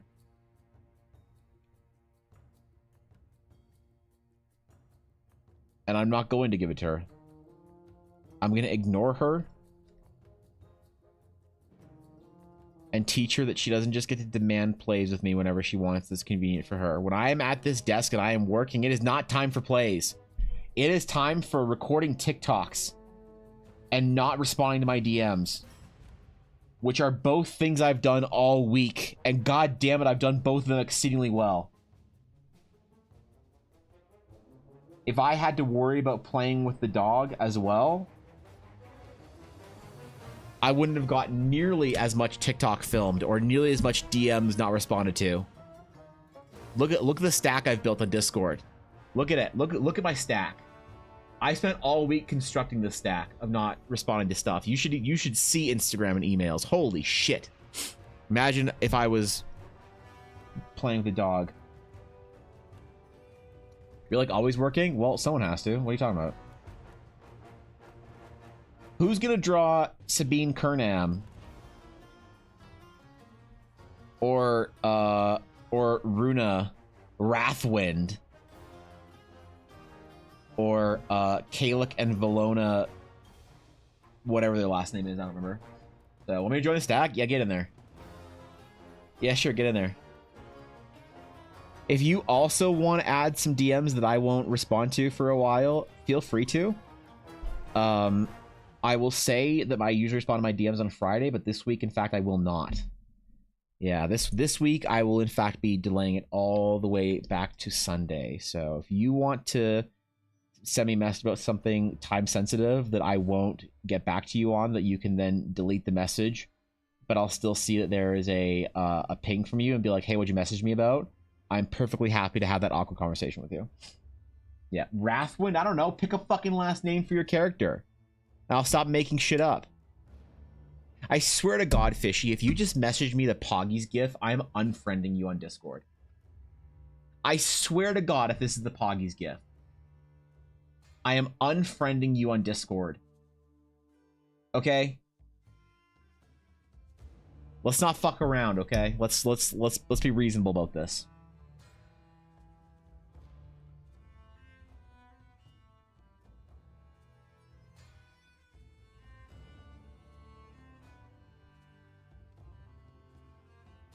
Nah, I just had a really busy week. I'll get back to everything. I will. Anger Manage? Is that Runa's last name? Runa Anger Manage?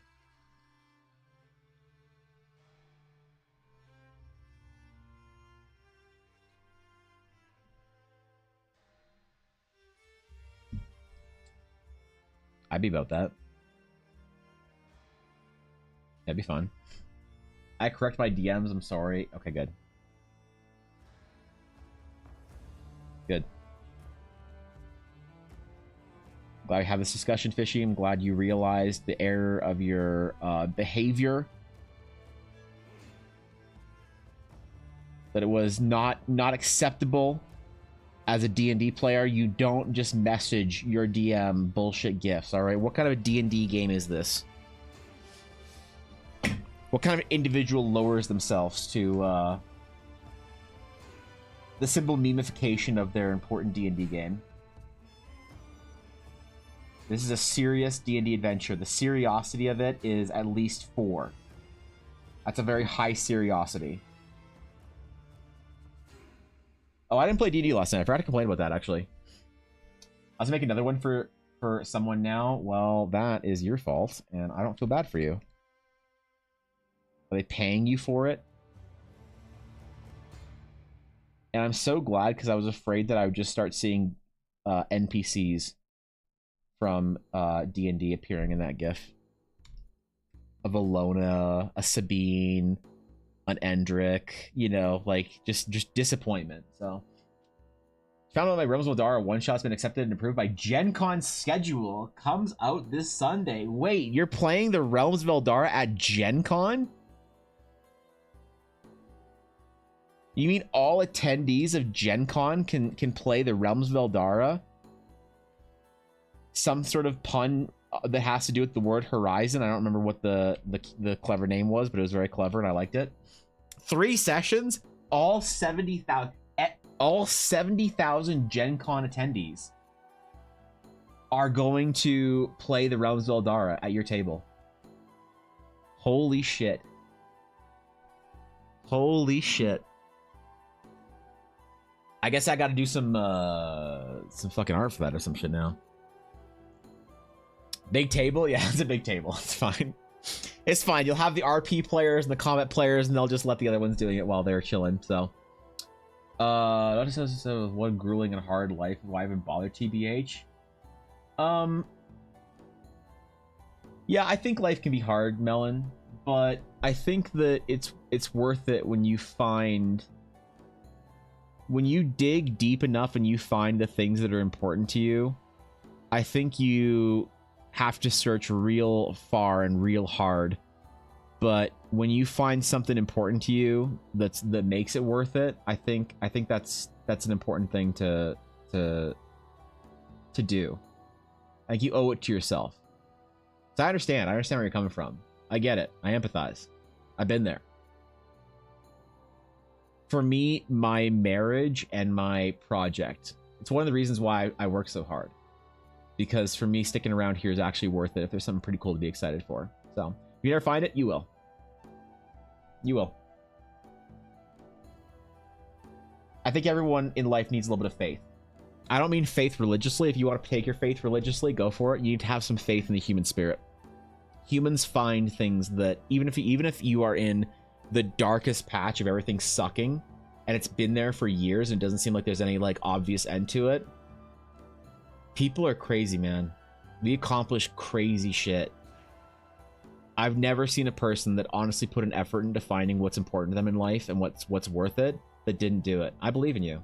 I know it doesn't mean anything. I'm just some fucking random dude on the internet, but I like actually really believe in you. Like, honestly, truthfully, genuinely. I love you. I believe in you. I know that eventually you'll carve your path.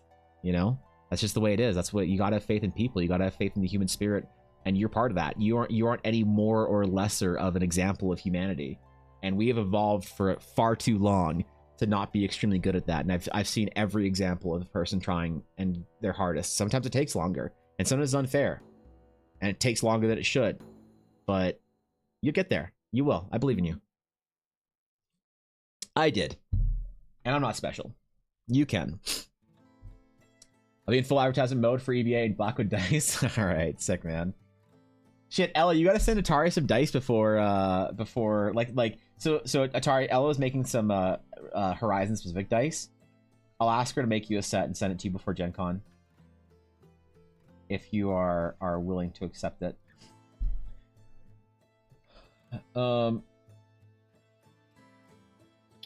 Someone call Guinness. We're about to break the world record. World record for what, Viddy? For stalling on a Friday?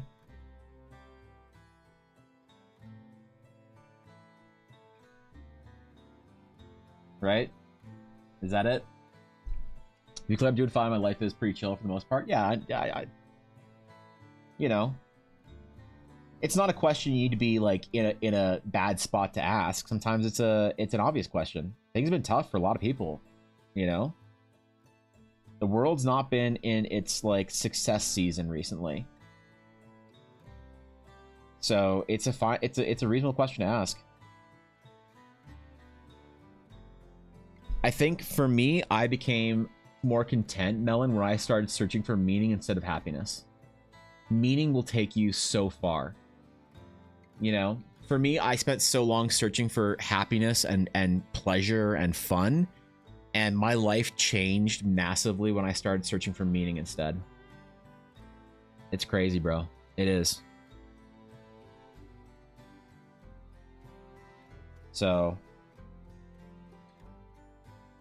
yeah, find some shit that's important to you, and suddenly all the bullshit you deal with will be like, oh, this is fine because it's like in service of this thing that I think is important. Can't let yourself get bitter. The brain has a massive negativity bias and will will embitter itself so hardcore if you watch it, or if you don't watch it. Most people playing D&D simultaneous. Current world record was 1,227 at one game. You mean? I could probably break that. I could break it. Yep, I could do it. I could just have all these players leveling up all day, and I could use my and Ashy's techniques for stalling D&D games to really jump in there and play with thousands of people all at once simultaneously. So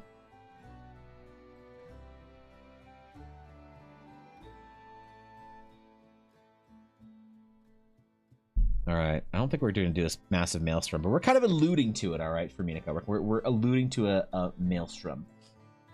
Somebody's taking more of a meh approach to life and keeping in mind that A, I'll be gone eventually, and B, I can stop leaving anytime. Nah, dude, it's just like you just got to find what's important to you, I think. And unfortunate thing is I can't tell anyone how to, or I can't give everyone advice on how to do that.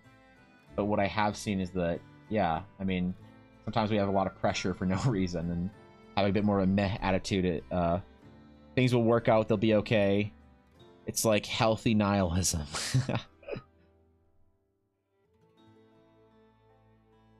Even though I don't think it's really healthy. All right, I think this is good. What number are we on right now? We're on number 493, I said? 494 is what this is. So, 494... 24. A little tower for Minako. That turned out well, I think. It turned out okay. I'm content with it, I guess. I'm not mad about it.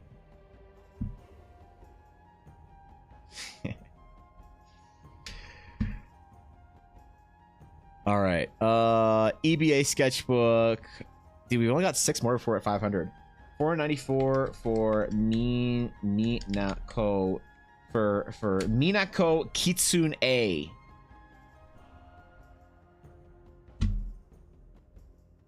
All right, where's Streamlabs? It's pretty good. All right, locations, complete. We will roll for the next one. I'm gonna go quickly fill up or put ice in this water because I'm done with this one because it's noon and I don't finish this because it's got caffeine in it. Don't fuck with me, all right? I'm a healthy boy. All right, starting it. It is good. I will rig it by entering myself. Exclamation sketch. There we go. If you have a location that you would like, exclamation sketch. I will be right back. While I'm gone, no revolts, no usurpations, no uprisings, no revolutions, no extinguination of the current rulership, no rebellions against the monarchy. All right? I'll be watching.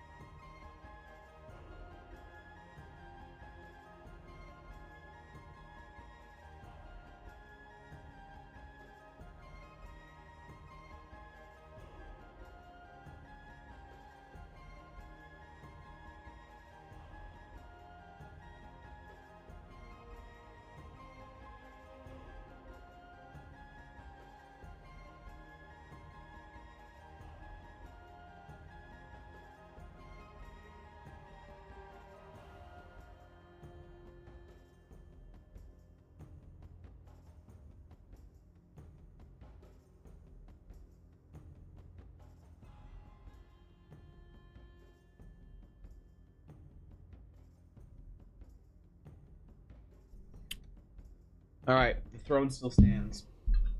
No one has usurped it. I say, wait, revolt? What do you mean revolt? What do you mean devolt? Bro, revolution? Didn't I say no revolution? Riot? I didn't say no riot. That's fair. That's fair. Yeah, Jesus, no riots? Well, should have told that to Chicago, but anyway. Yeah, it's rough up there. The lack of revolting is disappointing. Are you making notes for next council meeting? Jesus. Riot is a small indie company. Riot is a small indie company. Is Riot a small indie company? Maybe. I hold Riot to high standards, though, even though they are a small indie company. I hold them to such high standards that I expect them to make a game that I won't play because I'm too good for it. So, is Chicago rioting? Dang. Somewhere, some American campus or whatever. I saw some videos. There's a bunch of people that are mad about something. I don't know what. That wanted to fucking break some shit or whatever. I don't know. I saw about it on Asmon's channel. I think it was Chicago. Might have been somewhere else.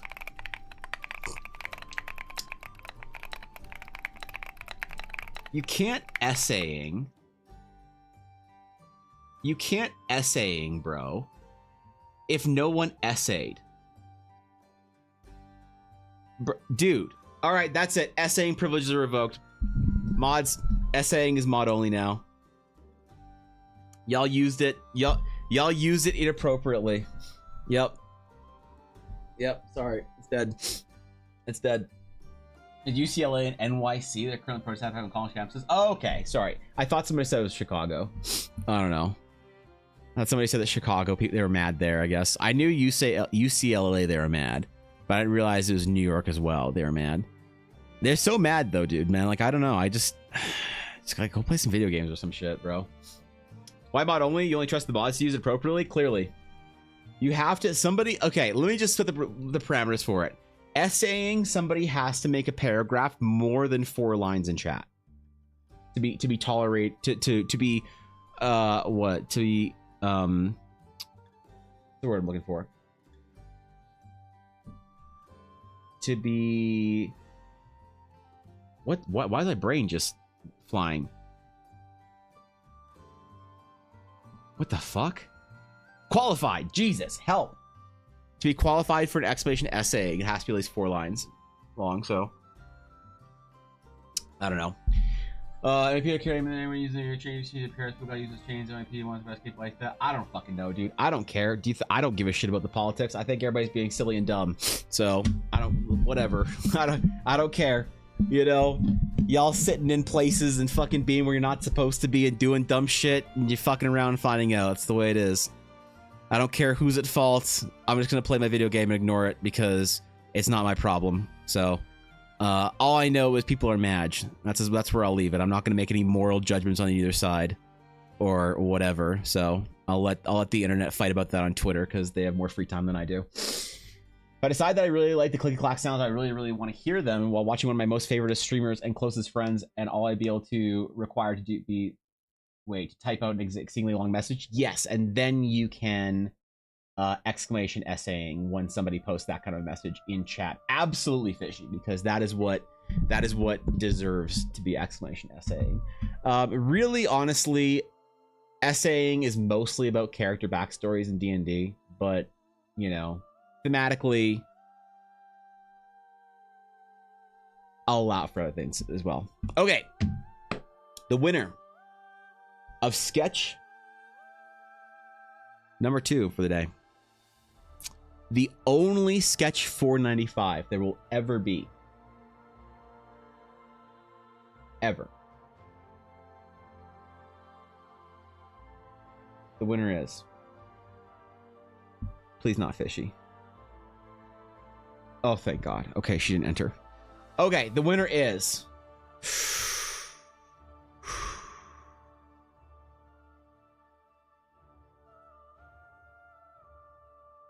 Great Axe Pin. The Axe Pin. The Friday Club wins again. What's up, Axton? What are you doing today?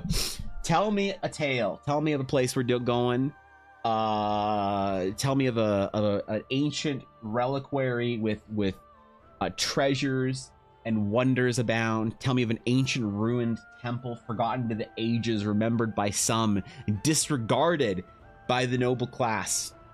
Tell me of a mausoleum that houses the remains of a saint.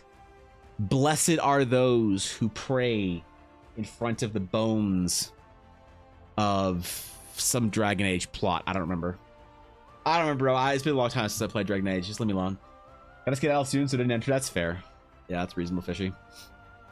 I'm asking you for a dragon graveyard. A dragon graveyard. You want the remains of a Dagron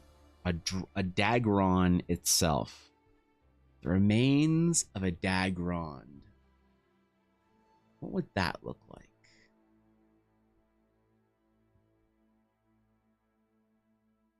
Okay, we could do.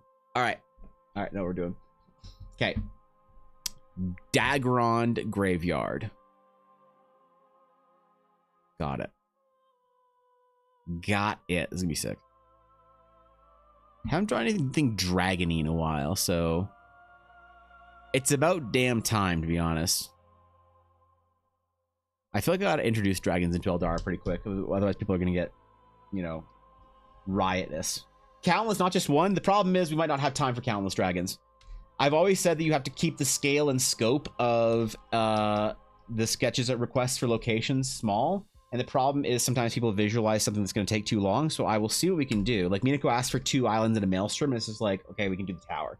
So we'll zoom in on the dragon graveyard. Just because we only draw one of the sections of the graveyard, maybe a couple dragons, doesn't mean that it's not going to be a full graveyard. We're just zooming in on it. So I'll see how many I can do. We'll see what we can actually gather out of it. All right, dragon graveyard. So I'm thinking some kind of a monument or tombstone type thing, and then we'll do a bunch of bones of dragons in the back. So let's start with our draconic monument first, and then we'll have the graveyard expanding out from there. It'll be sick.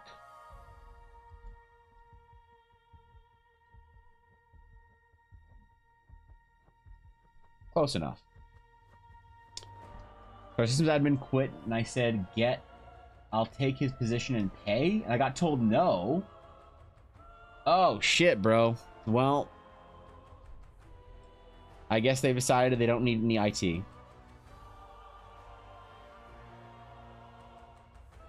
Am I missing much by not working at a corporate job? I feel like I'm missing a lot of fun. I feel like you guys have all sorts of fun.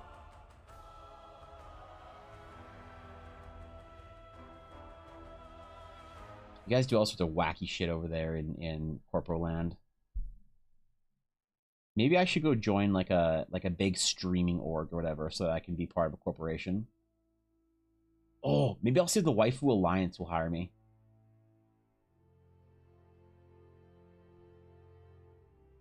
Yo. Maybe the Waifu Alliance will.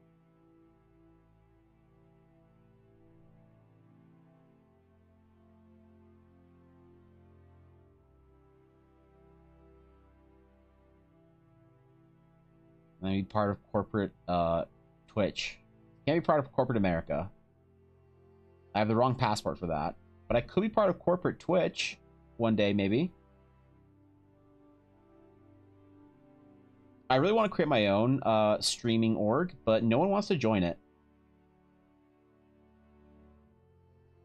I don't have any streamer friends that want to join my streaming org. But I want to make one. I want to make merch for it and shit. I mean, basically LARP is OTK or OTV or whatever. But all my streamer friends think it's a bad idea and don't want to, so maybe I'll just do it for myself. I'll be the only streamer in in whatever streaming guild I create. We also need to have a drama at some point in time. Get canceled. The other waifu material. You think I could join the Waifu Alliance? You think Arendelle would let me? Yeah.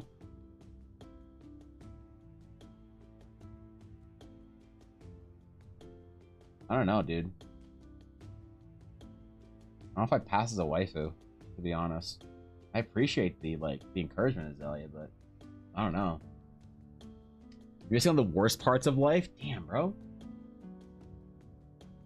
For some lore, dragons once tried to oppose the gods as their ways darkened and became much more ritualistic, twisting magic and birthing monsters. That's pretty cool. Oh, your streaming house and LARP 24/7? That'd be pretty good. I could invite Evangeline into my stream team, that's true.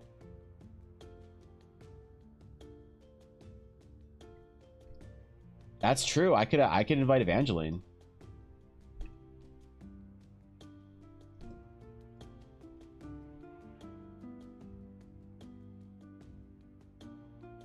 She'd probably join. I could probably get Ella on my stream team.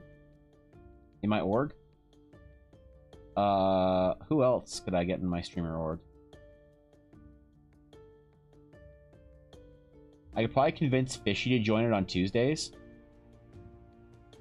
But any more than that's probably a stretch.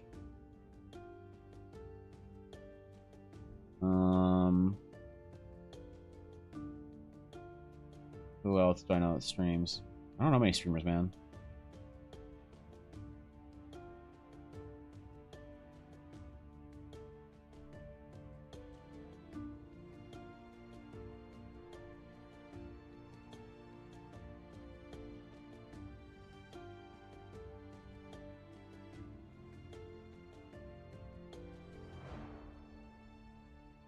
We could do like Among Us games like it's 2020. You know? At least have dungeons. Wait, what? Oh, because the okay, I see. Yeah, fair, Garthen. Fair. I don't want dragons in this world. I mean the big boy dragons, maybe. Yeah. You think dragons mess it up? I think that's reasonable. There's a lot of stories that dragons don't do much of a favor for.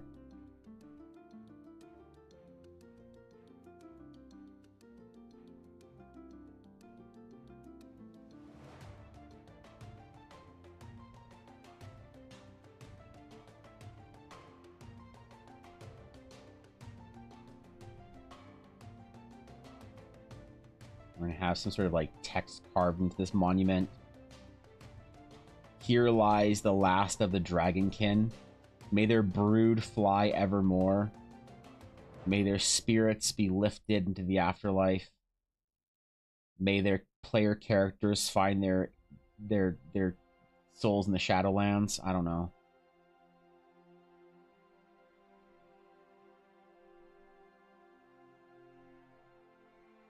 Bro, I don't play World of Warcraft, don't ask me. You think I know how to write this? I'm not writing a googly for Dagrons. Most Dragonborns will exist as a divine-made parody of their former ancestors. That's cool. Are they gonna look like D&D Dragonborns? Because D&D Dragonborns are fucking lame. Give them some real dragony like features, you know? Make them like actual Dragonborn. Not this like scaly shit. The only thing worse than D&D Dragonborn or World of Warcraft Draken, whatever the fuck the Dragonborn thing are called in wait, what are they called? What the fuck are Dragonborn called in World of Warcraft? Shit. How'd I forget? New here, welcome Clueless. So what's the general thing you do here? So Clueless, I do world building for my D&D game. Most days. I make concept art for it. I do world building. I'll draw like my player characters. So like I'll draw like the characters in my world and stuff. I'll write homebrew.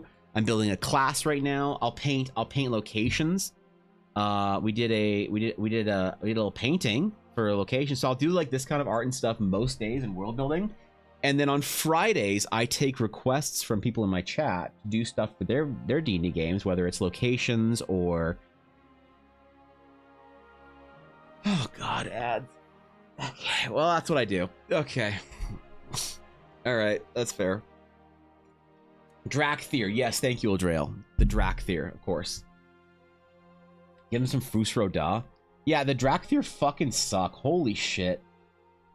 I love Blizzard, but y'all missed the mark on the Drakthir. You could have done big, giant, beefy dragon boys. And you make these, like, spindly little, like, wannabes. Come on, man. everyone since Blackwing Lair wanted to play one of the big dragons, and since then,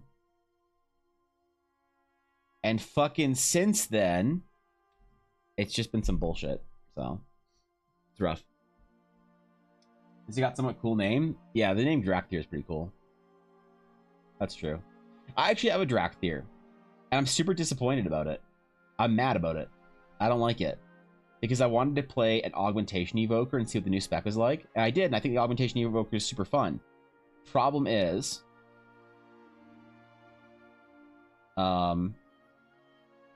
I could be a Drakthir. But you know what's so funny? Is there's this, like, this item that changes your appearance, and everyone uses the Drakthir, so no one has to stare at a dragon ass. It's crazy. It's crazy, dude. All right, Axman. We got our monument. We need to show all of our dead dragons here. Just dragon bones and dragon skulls and dragon these nuts jokes and whatever. So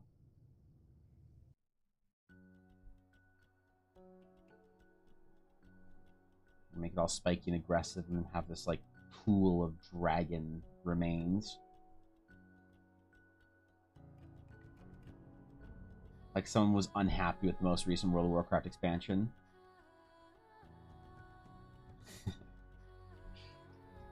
Like somebody watched Game of Thrones once and said, "Nah, I'm good." Like somebody played Baldur's Gate 3 one time and said the coolest part of it was the undead bronze dragon. What a debate, right? Baldur's Gate should have had more dragons. I don't care. To be fair, I actually never fought the red dragon. Did anyone actually fight that thing? Was that a fight you can do in Act 1, or is it just like not a realistic fight that you can take? I never did. I thought about it.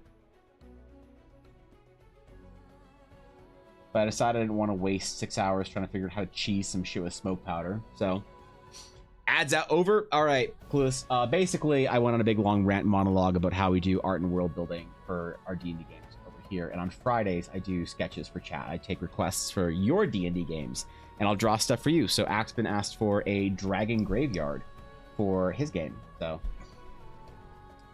there you go. Party is still mad at me for TPKing them a couple weeks ago as one of the players. You TPK'd the party as a player? Why did you TPK the party as a player? What did they do to you? Did they not buy you pizza or some shit? Did the DM refuse to allow you to eat your Skittles at the table? Why would you TPK the whole party? Damn, bro. That's ruthless.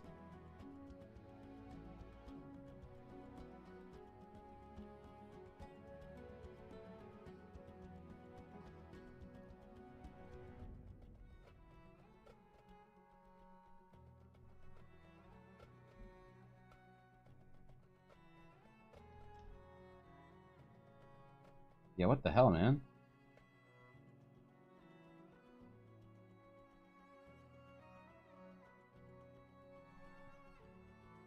Like, I support it, but, you know.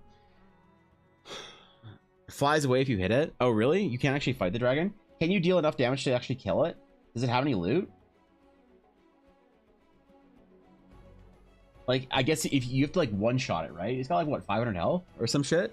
It's just as powerful as the one at the end of the game, right?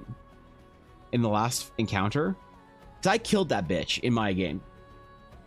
I was like, I'm not ending this fight until I suffer that thing to the grave. So, may level up. Oh, okay, that's fair. I guess what kind of loot does a dragon even have? I miss when it was like commonplace that everyone said that dragons just ate their gold. And so whenever you killed like a red dragon in D&D, you just like pinata it to figure out how much treasure you got. Or like back in the day when dragon parts were very sought after, and so all you did was kill dragons and then like descale them, like drain their blood, skin them, take their teeth and bones and eyes and shit. Like, geez, man, what is this, a Monster Hunter game? But I liked it. You can sell all sorts of parts of monsters in Eldara, but none of my players ever do. None of them ever like roll like a survival or a nature check or whatever to see if like if any of the parts of the beast will sell. So I don't know. In the final fight of an arc, and we were fighting over mirrored cells, aka our inner evil. We are winning, and the DM mind controls my character. I proceeded to crit 7 times in 4 turns, killing my party. That's not you killing your party. That's the DM killing. Dude, come on. I thought you like said fuck this shit. I'm gonna black powder, you know, your bed sheets and then blow up the inn. No, I wanted some like unhinged story, not just like, oh, I got mind control and the DM killed everyone through my character. That's not you killing the party. Nah, dude, you gotta be unhinged yourself. Aw, man. I got so excited, Azalea. Was a Bladesinger Wizard Swashbuckler Rogue. It's pretty good. Are you saying that the gold in a Dragon's Hoard is just for dragon droppings? It is now. He told me to control my character during those turns. Oh, still, that's fine. Yeah, no, it's not. That doesn't count, dude. Like, I've had players TBK the party. I've seen it happen. Like, I played in a game when I was in high school, and my friend Yavuz got really, like, butthurt over something that my friend John did at school one day. And so he killed him in game. And then my friends Mary and Carolyn were like, "Oh, you can't kill a party member. We'll get you." And then they tried to kill him, and he killed them too. And then he's like, "Fuck it, I'll kill the whole party. Where's Evan at?" And the DM's like, "Where were you, Evan?" And I was like, "Oh, I left." Like, what? You saw your friend? One of your friends went like unhinged and started slaughtering the party. You just leave? I'm like, yeah, dude. I said fuck that shit, man. I took my pack and all the treasure we looted, and I just left. And so for the next like 2 hours, the D&D game was everyone salty and mad, and then one of the players trying to hunt me down, and the DM's just like, Jesus Christ, all right, whatever. The game ends, you get away, you are apprehended by some guards at some point in time, put to death. Or some shit, like, you're dead, you're dead, you're dead, the fucking game's over, I'm not DMing again. We're like, okay, cool, I'll do it next. So, like, that's killing the party. Not my DM made me kill the party because I was mind controlled. Everyone's done that. If you haven't done that, bro, what are you doing in D&D? I haven't missed my Dragonborn, maybe look. In the end, the bad guy won, and they were all, like, less than 15 HP. At the end, I only had 13 HP when it happened. That's pretty good. Were you low level, or is that, like, you were on death's door at high level? Either way, it's decent, I guess.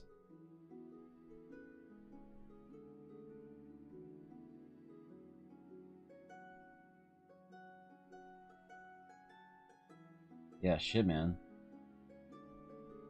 This level could make that real interesting, I suppose. Real goddamn interesting. Alright, we need more spiky rocks, I think. Clueless, thank you for the follow. I appreciate it. Welcome to the Dragon's Claim. We are honored to have you here. Appreciate the follow. We were 14th. Okay, that was Death Throw. Okay, got it. That makes sense. Dude, I gotta level my players up. I haven't played a high-level D&D game in a while, but I really want to see the Astral Knight at higher levels functioning. And I want to see Ella, like, tearing some shit apart with that character, so... Excuse me. I really want to see her. Which I really wanted to do some work on the Astral Knight this week and have the class, like, ready for, like, full-on, release version 1.0. But I didn't get a chance to work on it at all.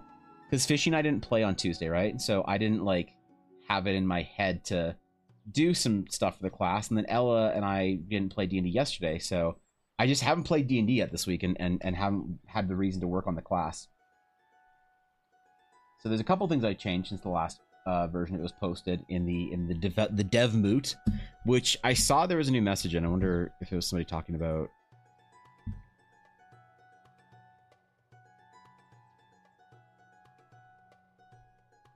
Wait, what? Hold on. What am I missing? Armor of the Astari. Move to second. So second has something cooler or something, and consider the following. Starting at level 2, you learn to transcribe runes to any armor. After spending a long rest transcribing the full armor, you may add your proficiency to the armor. Also, the following benefits apply: light, advantage on dex saves, medium, heavy armor is worn like medium. Wait, what?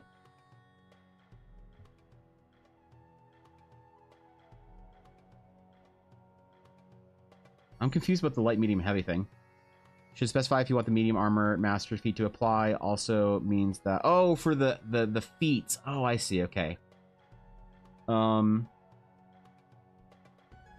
means the highest AC for a heavy at level 5 is, or is that, wait, for heavy at level 5 is if they're about to get their hands on the plate armor, 23. But this isn't armor that you acquire. This is armor that you get at level 1. You start the game with it. Allow the MAM feat and the dex is high enough. Any other class is 22 with plate and shield, defense, fighting style. So it's high, yes, but you can easily get to that level. Thoughts? I'll have to think about this. Let me mark this as unread.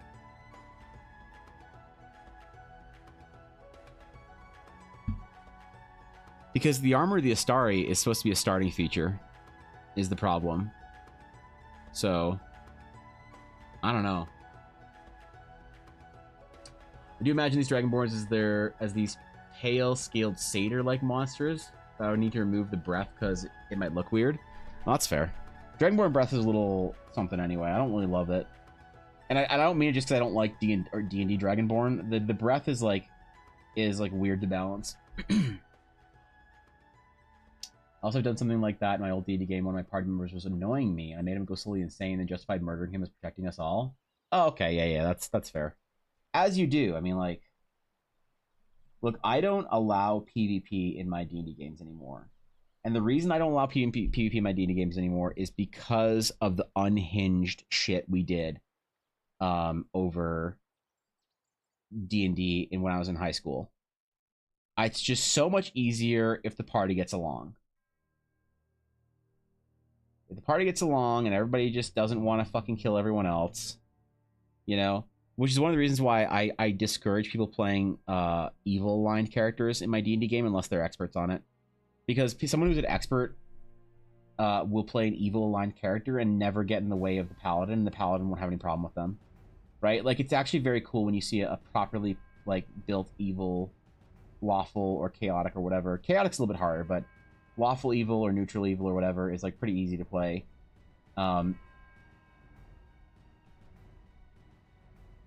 But obviously people don't like alignment anymore either, so whatever. But you know what I mean, just the gist of it. I don't allow PvP anymore in my games because it just gets butts hurt, feelings damaged, panties in knots. What else?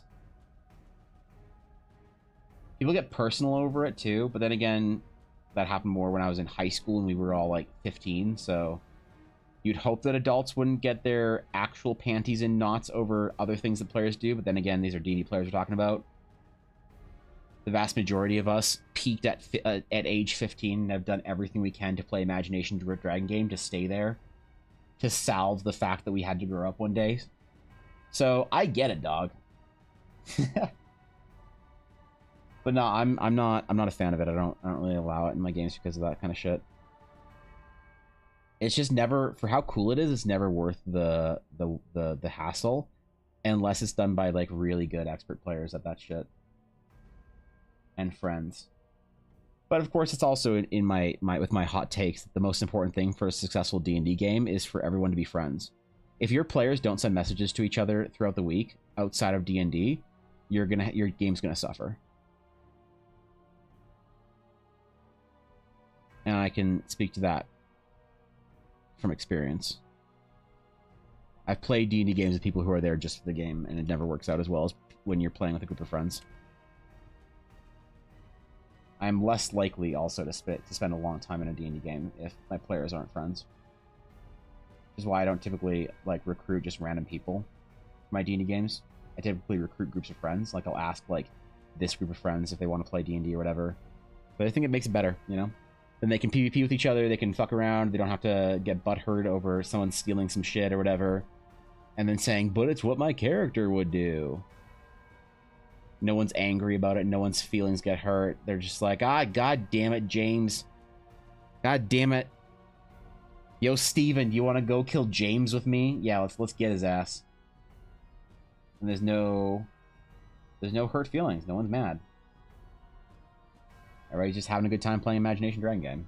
So I'm gonna go with the Satyr idea. I might change breath to scales, adapting to a specific damage type.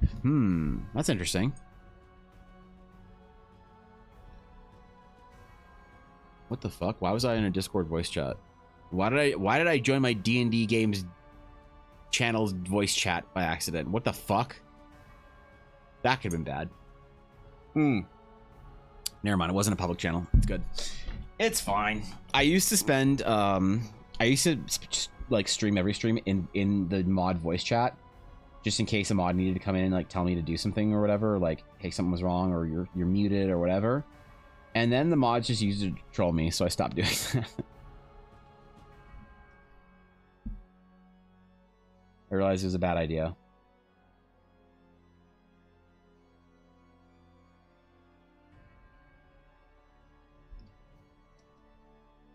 Alright, what does a dragon bone even look like?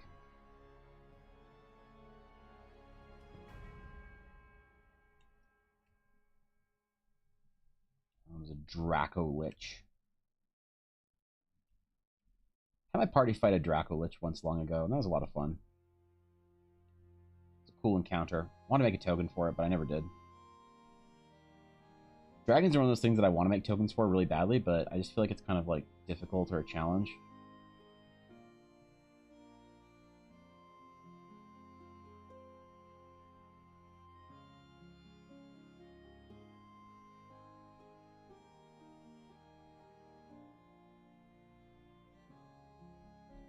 It's monument bigger.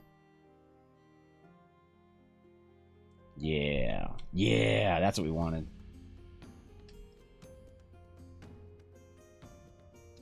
People adding a Dracolich there, but it wouldn't make sense. That's fair. I don't know how to treat the the undead dragons and other creatures and stuff. I have a big long story in Eldara about the undead and the restless dead.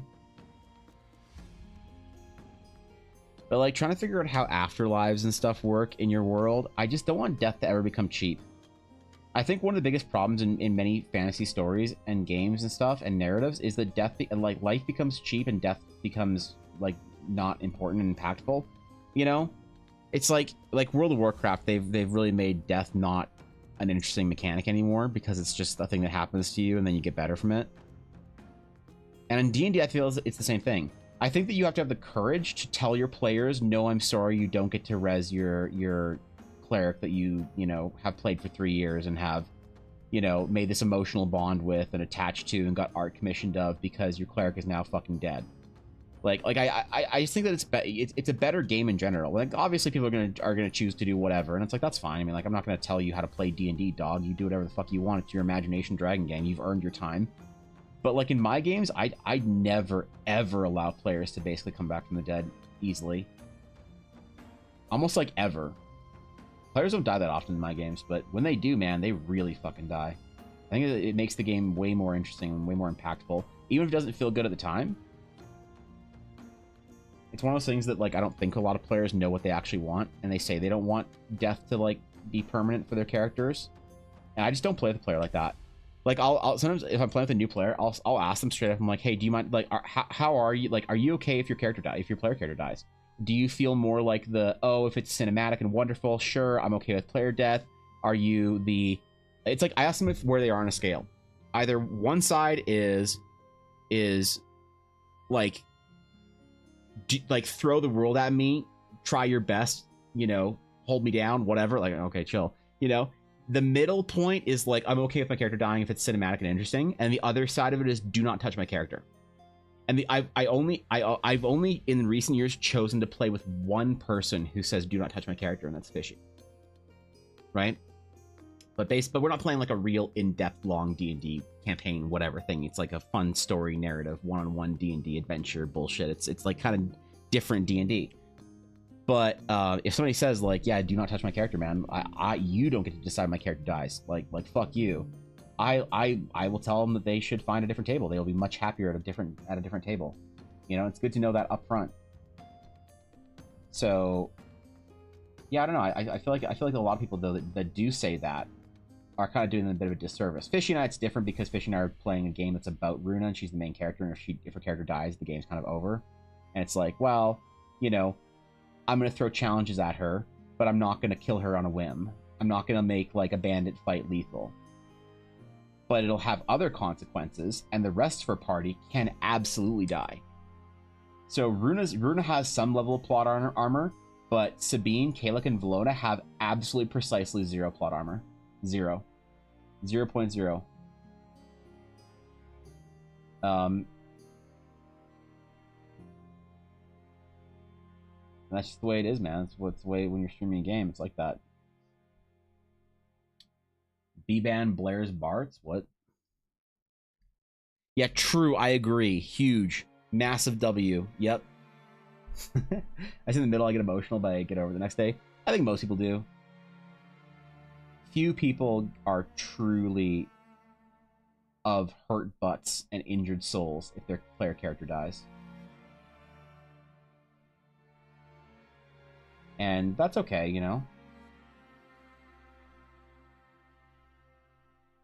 Again, I just don't play with those people. I think they should have the game that they want. I think most people are pretty cool with it. Because like most people have the idea that like if I can't die, this game doesn't mean anything. It's just me like writing fan fiction for people that don't want to listen to it. Sabine's shaping up nicely to be killed off. Is she? Has she done anything that has been a death flag for her?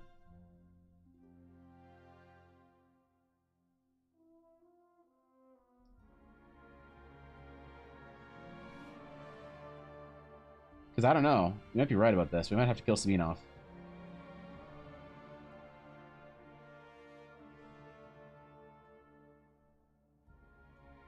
Little does Fishy know I will actually kill her off if she does something that deserves it. And that'll change the story. Like, let me just say it like this without spoiling anything. If Runa dies, you guys are gonna get a crazy fucking Realms of Eldara lore trip. Some shit's gonna happen. A new level of the game is gonna be unlocked in ways that nobody thought was possible.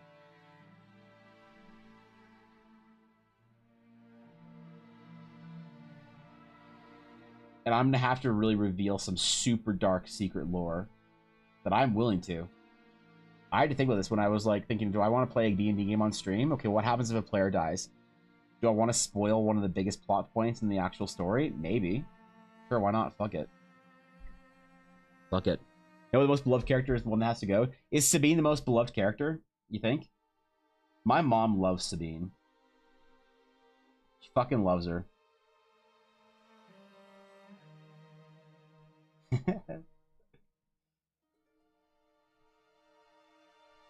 I don't know what Fishy's favorite character is, but he's beautiful. Send off to the character, but very sad. Wait, what? Oh, my first character death was so emotional for the party. We cried for several hours. Wuss. No, I get it. I get it. Never really had a character death where everyone fucking bawled over it. I've had NPC deaths where my party cried obnoxiously for hours and I had to just play video games until they were done. But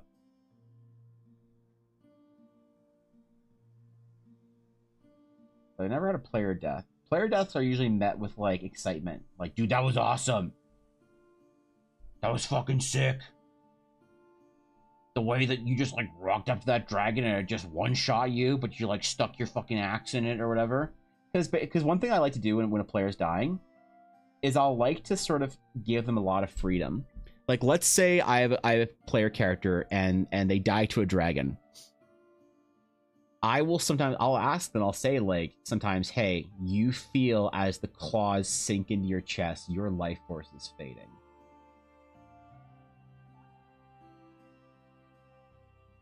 You're probably not coming back from this, bro. And you know this in this moment. they're like, oh shit. I'm like, is there anything, a last act, a deed of defiance, a last heroic, something that you want to try and do? And players fucking love that. They're like, I want to try and rip this dragon's claw off with my bare fucking hands and like stab its eye out with it. I'm like, fucking let's go. Let's see it. I'll let players do heinous things to the game in their last moments. But usually they go out in whimpers like, oh, I failed my death save. Okay, I died. All right, whatever, loser. Whatever, nerd. Whatever, dork. Who fails death saves and dies to a die roll? Jesus. We'll try and 1v1 a Mind Flare colony or some shit. I don't know, man. It's different for every player in every game, but sometimes you have some pretty cool player deaths. Absolutely, she is really okay. Emotional support character is always the first skull. Is she? Is Savine gonna die first? You guys think so?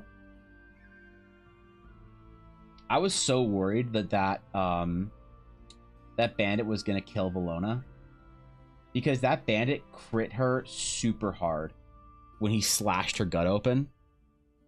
It is so unbelievably lucky that Fishy got the random encounter with a healing potion the night before. You have no like honestly, that was a 1 out of 20. That was a 1 out of 20 on the table. That was, I think it was number 15 or 16. So you had to roll a 15 or 16, and then it leads to a D6 of what you can find. And 1 was like some filth or whatever.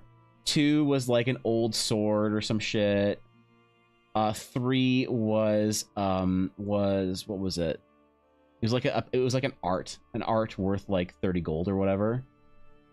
And then 4 and 5 were some was like some rope and like some other adventures gear. Oh yeah, it was a backpack. It was an adventurer's backpack. And then 5 was like I mean,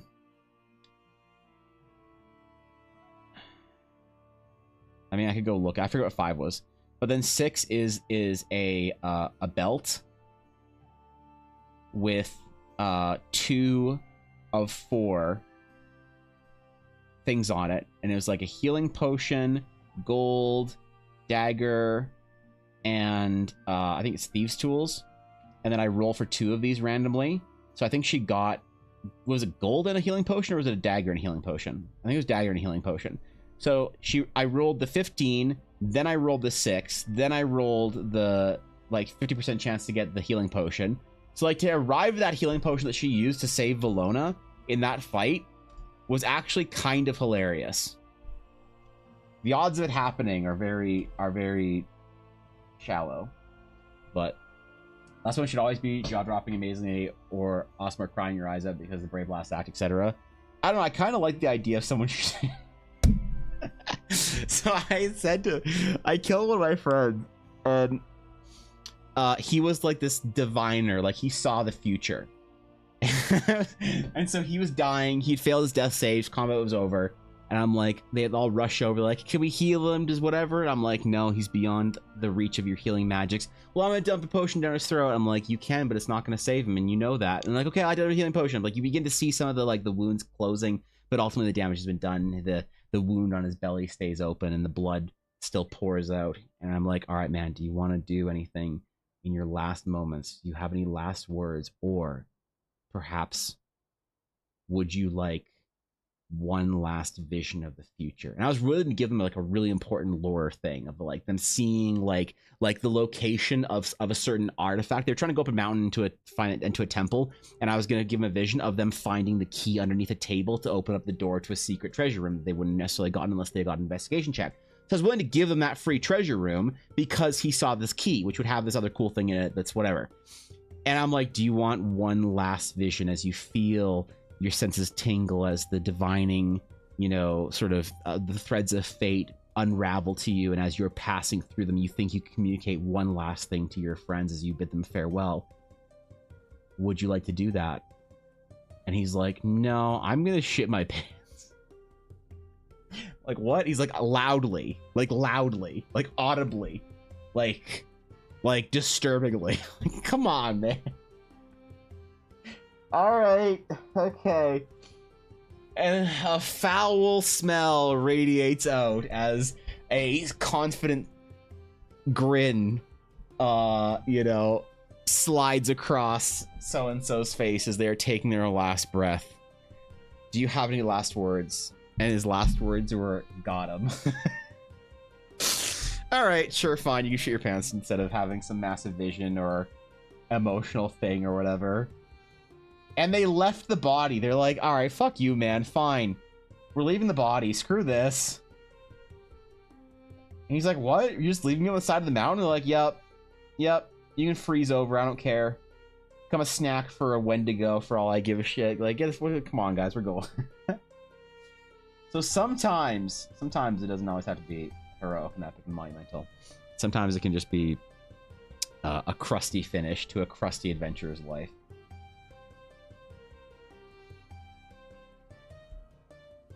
Or whatever.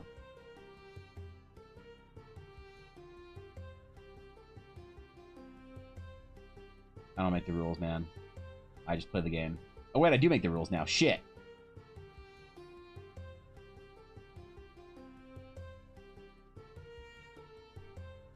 Wait, I can't say that anymore. God damn it.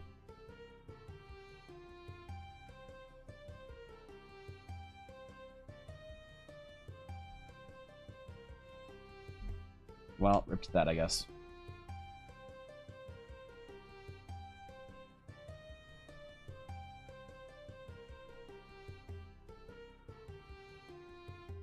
Oh, this is memorable though. Like, how many times have you had like a tearful sort of like goodbye from a player character as they're dying that you don't remember what the fuck they said 3 weeks later?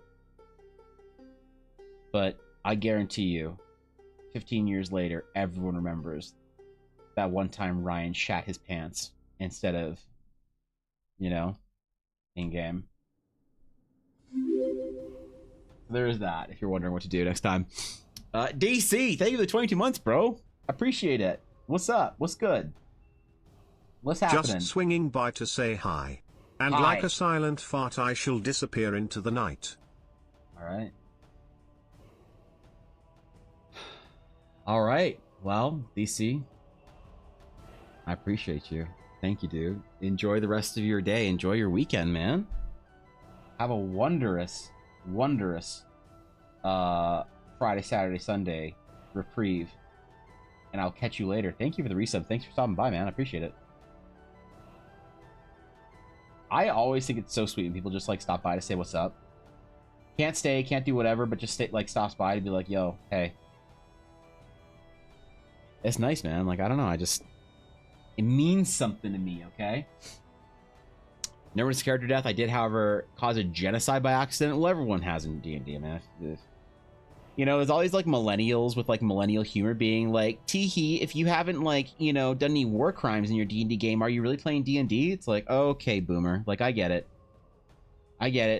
You grew up in the age of irony. That's hilarious to you. I understand.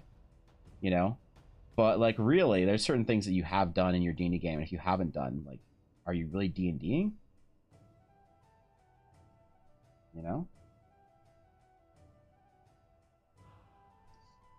I once witnessed a player. I gave them so I don't give my players wish all that often because I think it's a little bit dumb. I think giving your players that much narrative choice is like giving your chat access to TTS for free. It's just not a good idea. So I had one of the last times I gave a player wish. I was like, okay, you can wish for something. What do you want to wish for? And she was like, I want every single kobold in this world to just have a heart attack and die. I'm like, you're gonna kill every single kobold? That's genocide. She's like, I know. I'm like, you think you can wish that into fruition? She's like, I'm gonna try. I'm like, oh shit. I don't know, man. I don't know about that. Like, and I let her do it because fuck it, it was funny. Fuck those kobolds. But yeah, everyone's done that shit. I feel like it's not interesting anymore, The whole like D&D war crimes, D&D genocide, D&D, you know, stealing from the whatever or some shit. It's just not interesting anymore because everybody's done it. It's not as funny as people think think it is. It's like it's funny to people who still play Cards Against Humanity, which is a lot of D&D players, but not for me, unfortunately. It's a little too overdone, I think. All these dragon fucking bones, man. They're just chilling. Feel bad. All these little dragon boys.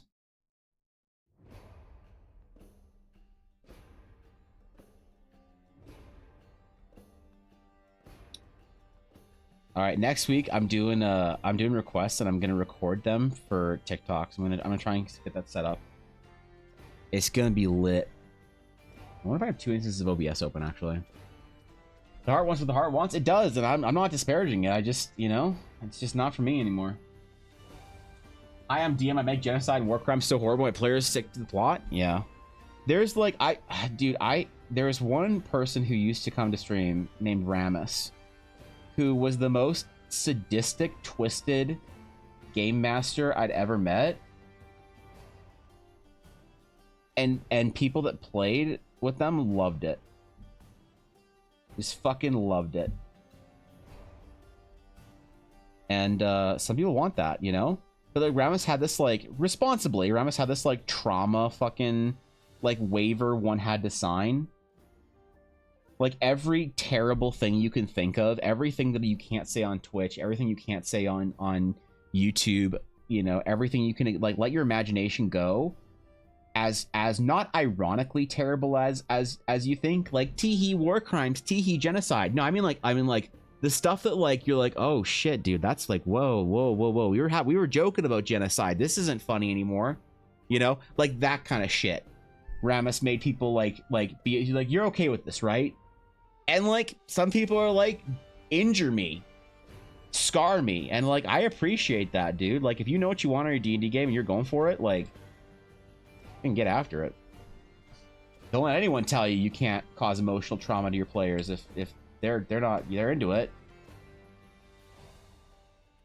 I don't mean emotional trauma like the dude from Baldur's Gate in the Goblin camp that like wanted to hit you a bunch. I mean like real like I couldn't sleep trauma. Some people love that shit.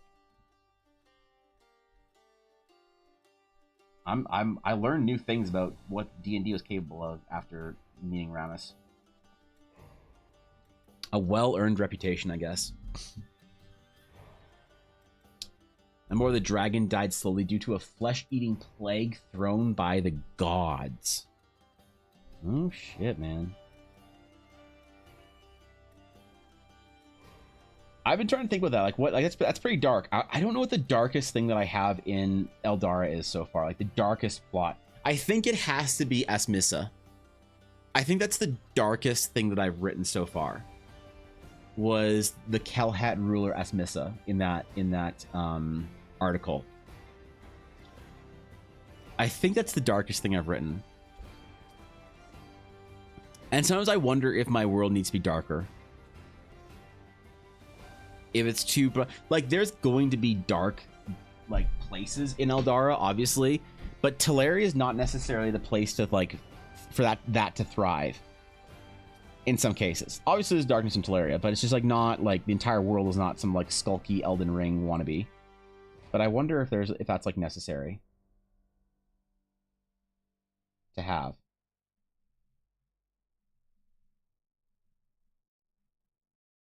If people crave it in D&D, because like I wouldn't say that the Curse of Strahd or Barovia is particularly dark. I'd say it's like spooky. But then again, I haven't played the 5th edition version of it, so maybe it is dark. But I don't think it is. I'm pretty sure Strahd's just like an e-boy. But there's no actual like darkness in the fantasy of the story of Curse of Strahd.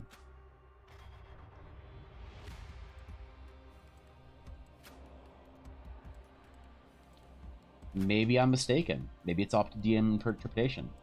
But yeah, I don't think there's any really, really dark stories in Eldara. I wouldn't even say the Fall of the Eldarians was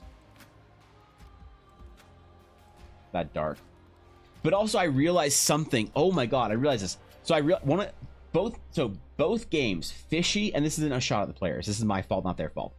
Fishy and Jackie have both mixed up these two things, and it's completely my fault.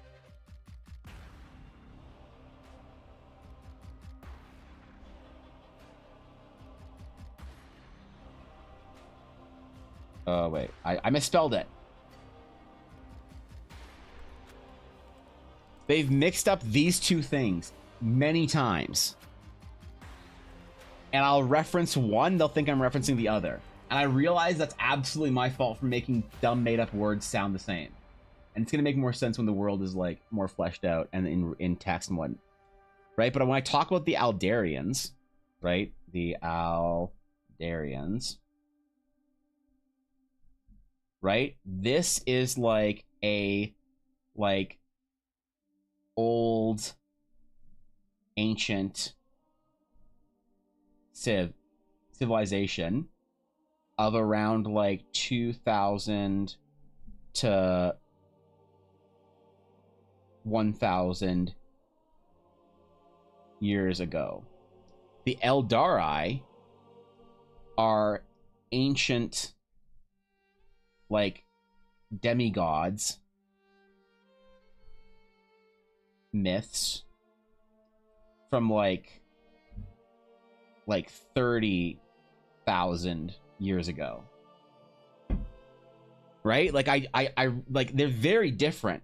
We know the Aldarians. You can dig up Aldarian shit. The Eldari is like mystical ass shit. And so currently in the story for both games, there is a connection between these two things, and that connection, the big question mark.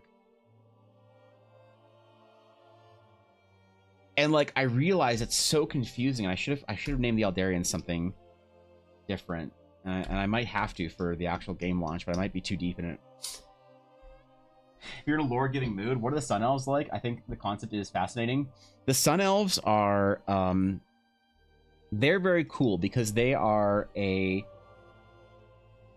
So they were one of the first elven sort of like descendants to seek out an actual magic source to power themselves. So they had this sort of belief that they recognized and realized. So basically, when the Eldari created the proto-elves to be like the builders and servants and whatever, the construction workers of the realms of Eldara, and then when they were done with them, they're kind of like, okay, proto-elves, like, thanks for all the help. Go off and be elves now and do whatever you want. Depending on the story, so it depends on who you ask. The elves have a fairly favorable story of their connection with the Eldari, but weirdly, the dwarves, the Rith, actually have a non-favorable connection. In their mythology, the Eldari enslaved the elves, and so depending on who you ask, the Eldari proto-elf relationship is whatever. But the elves are pretty favorable about it, and so the elves basically, as their story goes, because I'm not going to tell you what like happened. I'll tell you what they say happened because I think it's better lore.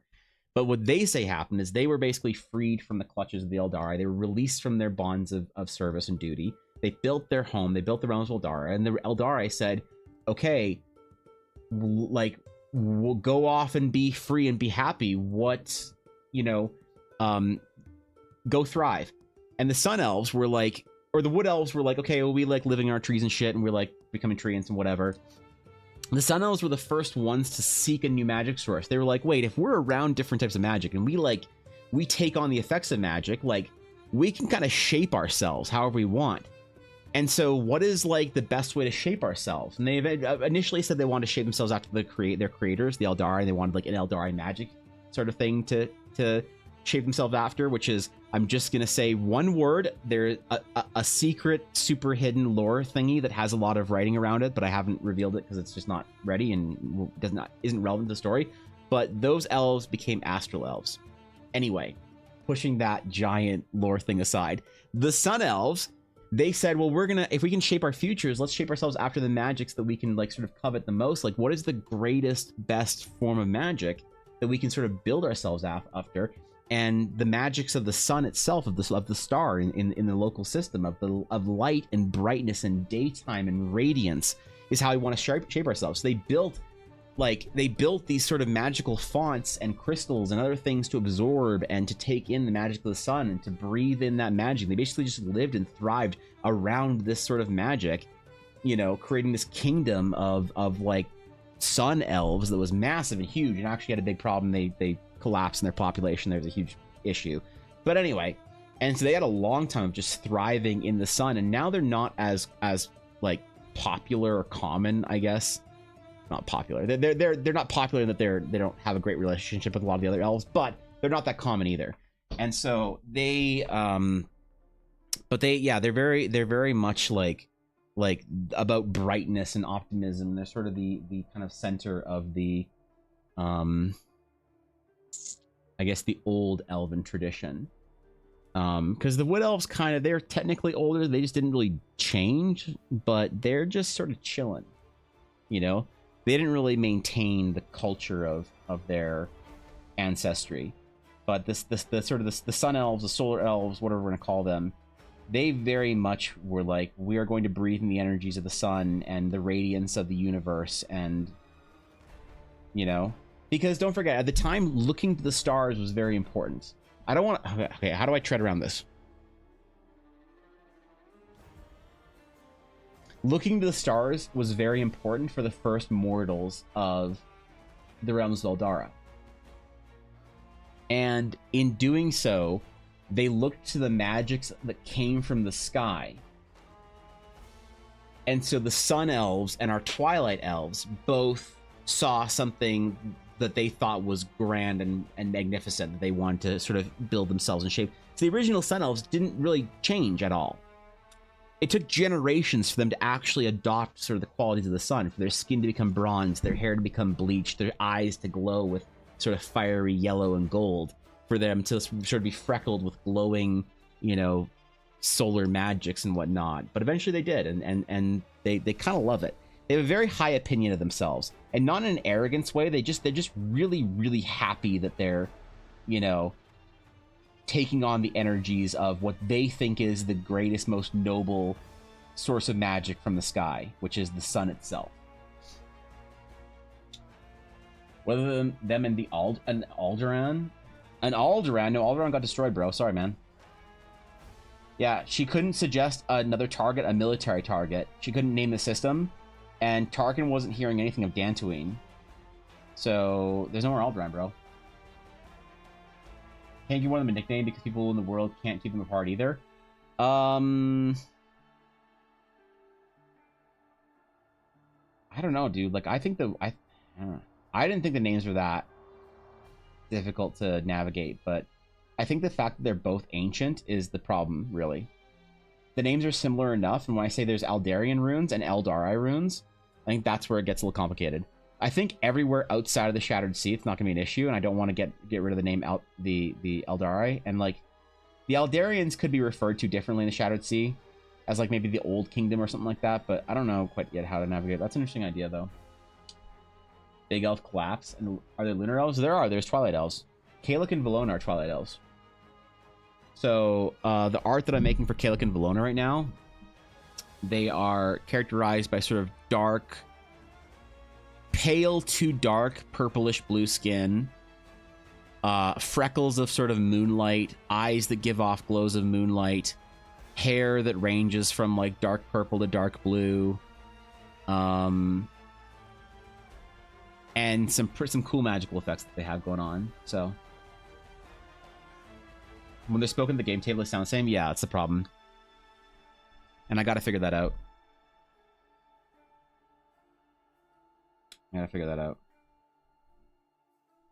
So I don't know what to do about it, but we gotta do something about it. Maybe it just won't be that much of an issue because God, actually, I don't know. Maybe it is a problem. Fuck, what do I do, man? I refer to them as the Fell Kingdom. Taxifolia. Calerpa taxifolia.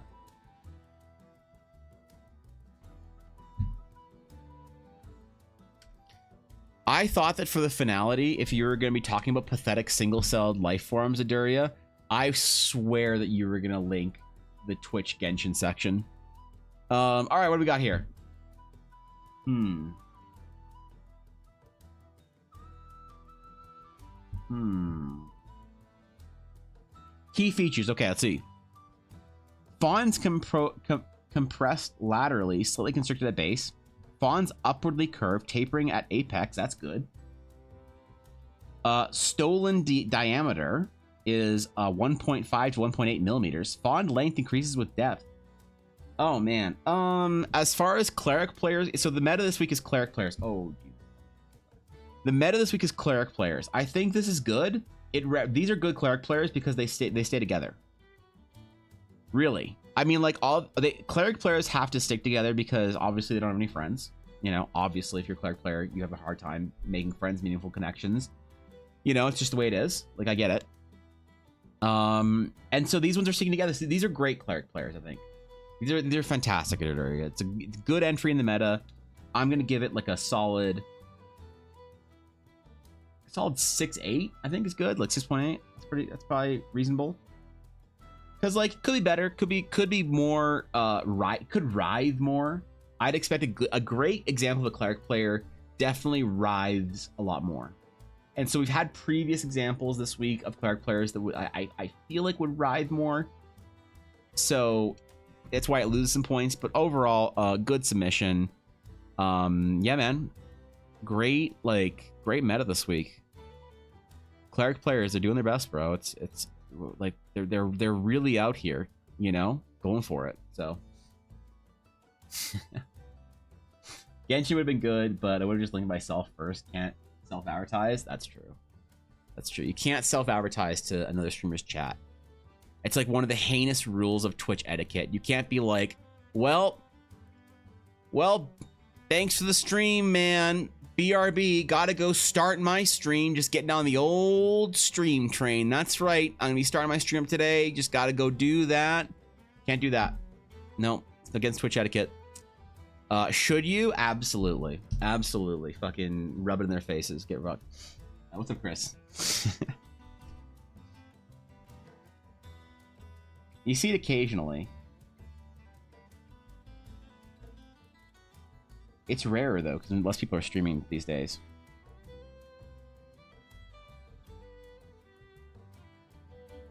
Back in the day though, oh boy. Look out, man.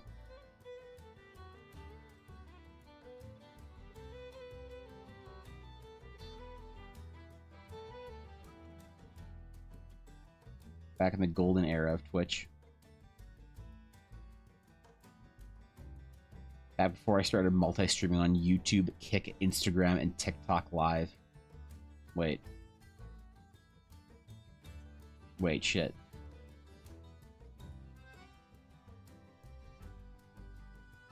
Wait, did I say that out loud? Fuck. Aw, dang it. Not again. Not again. Your suggestion was not seen? About what? Hell yeah, brother. I heckin' hate the kind of peanut butter that you have to mix the oils in. I nearly break my wrist when I try to mix this up. Isn't that more real, though? Like, isn't that good? Isn't that, like, the real shit you get? Because, like, I can't eat peanut butter right now. But, like, I used to love that shit. And I would always get it from the farmer's market or whatever, from the nut place. And they grind it up, and then you'd have to, like... They'd, like, grind it fresh, and then when you get home, you have to stir the shit out of it. I thought that meant it was good.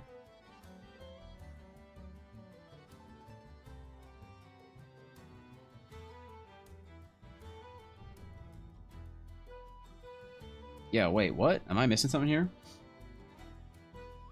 Jif and Skibby exist for a reason? Oh, okay. Alright, hey. Get after it. You're a grocery store peanut butter enjoyer. I think that's legit.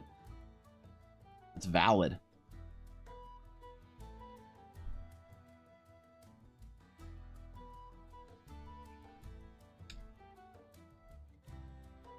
Do some maces in the back, I think. It seems like a dragon graveyard would be in the center of a basin of Masai, which is a collection of masons. Not a collection of masons. That's called the Cabal.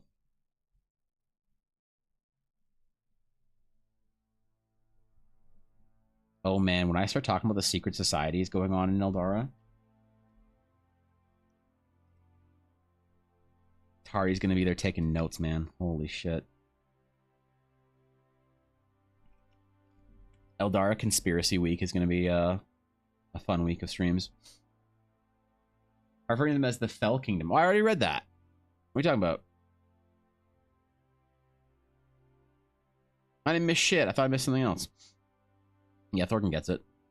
It's so funny. One of my players actually wants to. She's like, what can I be a conspiracy theorist about in your game?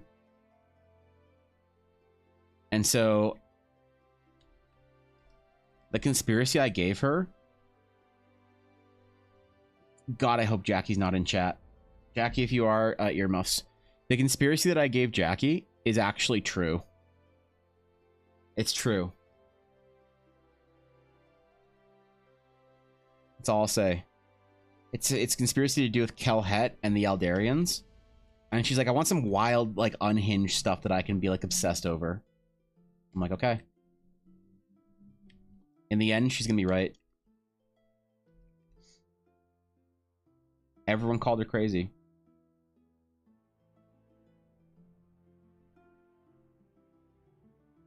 The frogs were actually gay. The Alex Jones quote was true. My god. Her player character knew it the whole time. Mark Zuckerberg is a lizard. Wait, I was talking about conspiracy theories, not like known facts. Shit, my bad. But yeah, I want to do like a conspiracy, or not conspiracy, a secret society week. I'm gonna create a secret society within Eldara and recruit people outside of Eldara. We're gonna have handshakes, and I want to do the kind of thing that starts off as a dumb in-game reference, but in 300 years, no one knows where it started, and it's actually like a important political entity, like managing trade in like the European Union and like some parts of Asia or some shit. That's what I want out of my conspiracy theory secret society.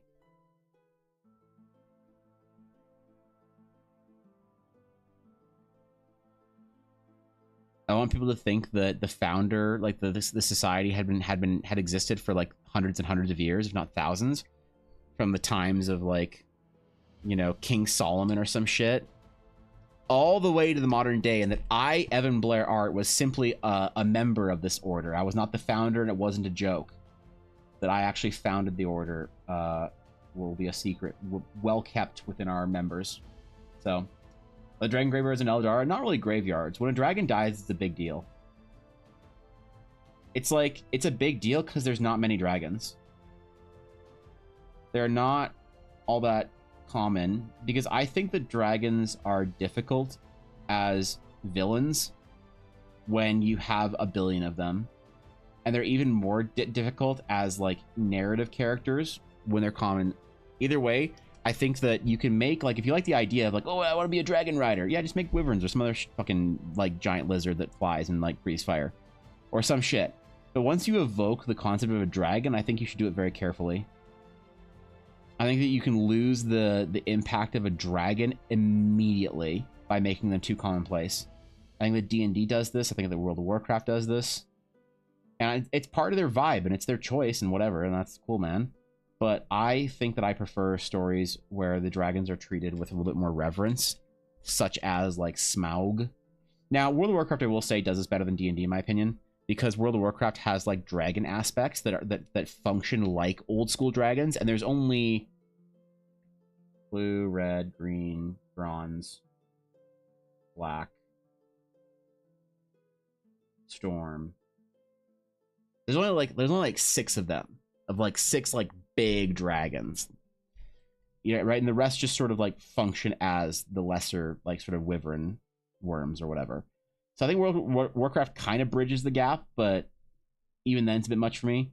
I still think that the best way is to handle it is sort of like Smaug, where they're individual. It's not like, oh, there's a dragon attacking my town. It's like, there's this dragon attacking my town, you know. There are the 3 primal aspects. Well, I was including Razagath, or sorry, not Razagath. The ice chick, the sister. Fuck, what was her name? Whatever the current one is, the only one that became an aspect. Iridicron is still alive, sure, but he's also kind of fucked off doing whatever, and he's more of a golem, like a Pokemon golem, than he is a dragon aspect. And then I'm also not considering Rathion or Sibelian as dragon aspects because they're not aspects. They're Ebonhorn became the aspect, right? Or Abyssian was his non-Tauren name. So like they kind of do it right in that they have like a certain level of reverence for dragons being a big deal. But I think D&D, like how many big like important dragons they can really keep a lot of reverence for? It's really two that I can think of like legit. Like you can cite dragons from history in D&D, sure, whatever. But like really the only two like relevant dragons are Bahamut and Tiamat. And Tiamat's not even a real dragon, and Bahamut's like I don't know, just chilling. So neither of them really function as villainous dragons. So they like, but it's just a choice to have dragons be super common and whatnot, and that's fine. But I definitely like it when dragons are like rare and like it's like not a dragon, it's the fucking dragon. So yeah, what the hell is her name? Jesus, okay, this is gonna bother me. Ice Dragon Aspect. Wow. What the fuck is Viranoth? Thank you. Jesus. Okay, Viranoth. That one, Thorkin. That one. That's the name. Yeah. Playing my world, dragon's existence became myths, and this place being nothing more than a believed old place of a religion. Oh, okay, that's cool. Yeah. I don't care how much a furry tax is. I would pay you for a commission of a tabaxi monk. I'm actually doing a tabaxi commission for somebody pretty quick here. I'm not charging her a furry tax because she's one of my very first clients, but hey, when my commissions are open, like, fuck, if you want, get in there. What's up, Milo? Why the long face? Or slanted face? I don't know. I don't know what that emote's supposed to mean. The uncertain, displeased?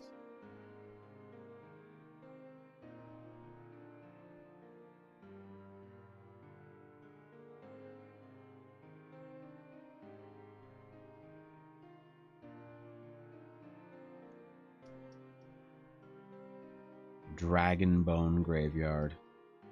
A monument to the fallen, the lost, the slain by a rampaging god.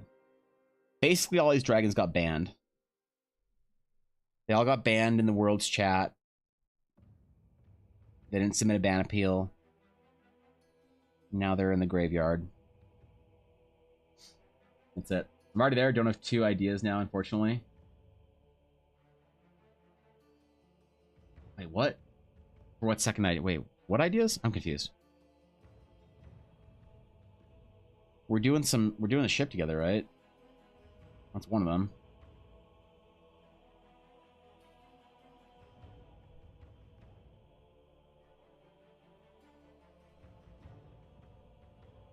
We're doing some furry dragons after that? Oh shit, who knew?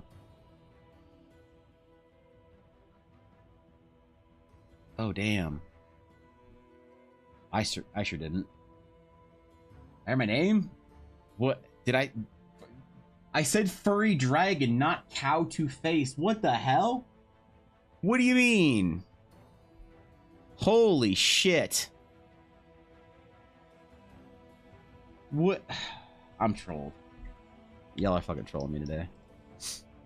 No, I will not be trolled. I am untrollable today. I am invincible to trolling.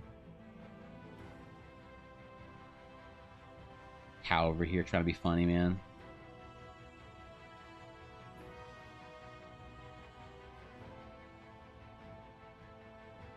God damn. Greg decided to test the God's resolve. They lost the coin toss. Damn, bro. Close enough for government work? Shit. Shit.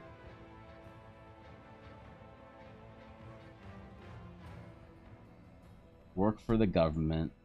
Call yourself a dragon furry. Probably true, man. All of the like the IRL furries I know all work in tech in Southern California. It's crazy. Every single one that I know. Maybe there's a secret cabal of like government furries that I don't know about. And they all hire each other. It's like they just know.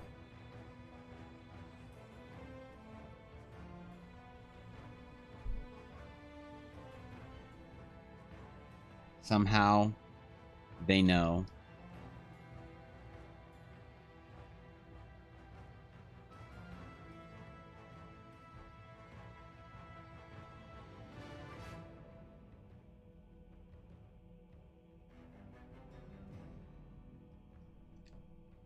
The desolate wasteland, the smoke of the past. A lonely graveyard. Wait, I'm drawing Desolus from World of Warcraft. Ah, shit. Who'd have thought, man?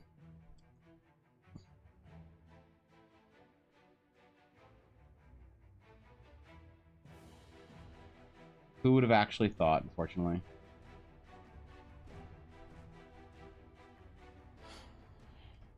Okay, yeah, definitely next week I'm recording these and turning this shit into TikTok content for the weekend. Next week, absolutely, I'm doing that.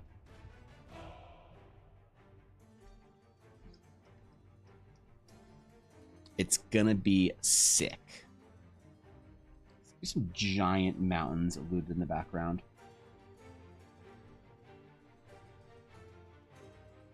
Giant spiky boys, not just regular mountains. Spiked pillars.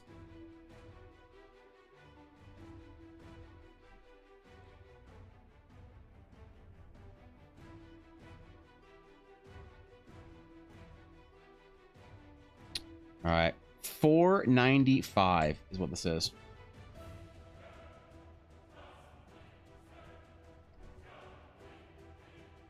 Dude, it's hard to sign these.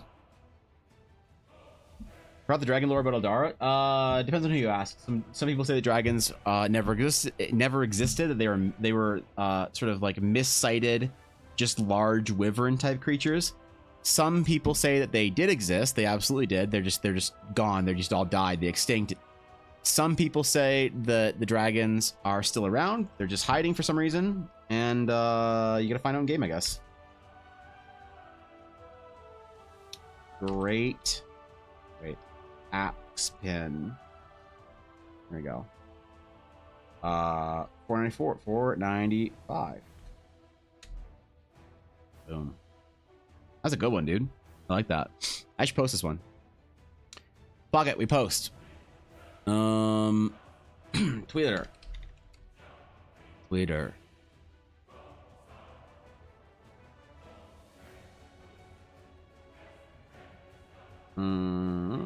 Post.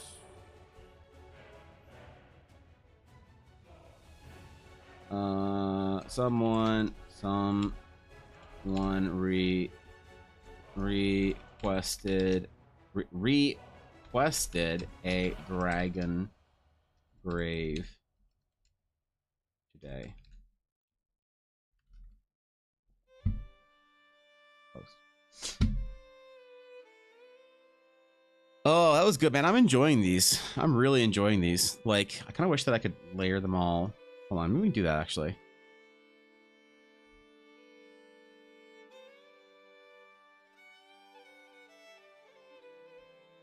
And then the previous... Oh, they were smaller. Okay, it doesn't really count then. Doesn't really work. The ones that started in April 26th are the ones that work. But yeah, these are cool, man. I'm enjoying these. I got some cool ideas. It's fucking legit. How about the feathered dragons that are an anime peak molly material? Yeah, is that what it is? What are the feathered dragons? When I think of dragons in anime, I think of the anime Dragonaut. Dragonaut. Anime. Dragonaut the Residence. I don't remember the name of the character, but I remembered the main character's love interest was named Toa. I remember Toa. This is old. When did this even come out, man? How old is this anime?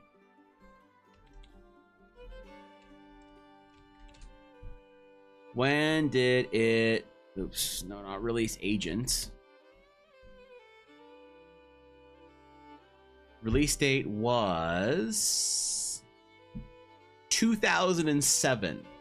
Is it good? Probably not. Probably not. It was, here's the thing. It's a fun little adventure anime. I don't know if it was good or not because it was so old and I haven't seen. It's definitely thirsty. So it's definitely a thirsty anime. Oh, and this character, her name was so stupid that I decided to make it a D&D character. Her name was Sieglund. Like Seagull, but not. Definitely a thirsty anime. You know, this is like the main villain, whatever, that's pursuing them, that's good at a certain point. So I don't remember if it was good or not, but it was good enough when I was 17. Right? Was it a great anime that will go down in history as a worthwhile story to watch? I don't know. I don't remember it all that well, but I remember being fun. I remember remembering it fondly because, like, when you found an anime to torrent in like 2007, you like, or no, by 2007, I think we were watching anime on free like streaming sites. I think by 2007 we weren't torrenting anymore. So even then, when you found an anime that was a completed series that didn't have like ads built in for somebody's fucking scam or whatever, that was on one of these free like anime upload sites or whatever, you watched it, bro. You know? Kiss an to goat. Kiss anime. Oh yeah. Yeah, what were the ones that I used, man? That was back in the fucking day. There was a couple. I definitely used those all through school. So like 2007 or 2000, like I think they probably came out at like what, 2006 maybe, when I was in high school. I was still torrenting anime in high school, so that would have been 2006, 7, 8. And then by university, I was watching on free sites. So 9, 10, 11, and 12.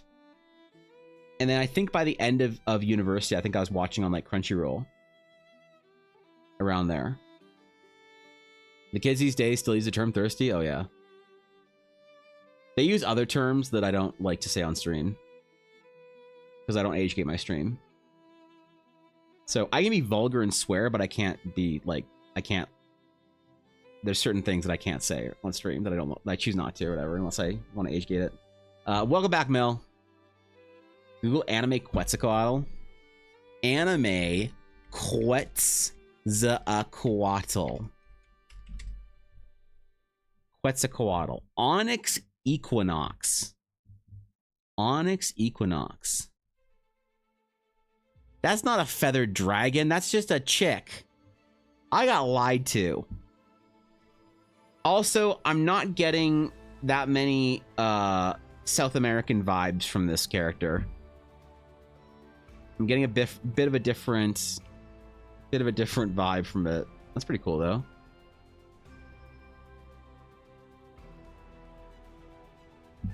Yeah, or yeah, there's Kobayashi, I forgot. Too. But we don't talk about Kobayashi Dragon Maid anymore. Not since the fire. Not since the fire, we don't talk about Kobayashi. Hasn't been long enough.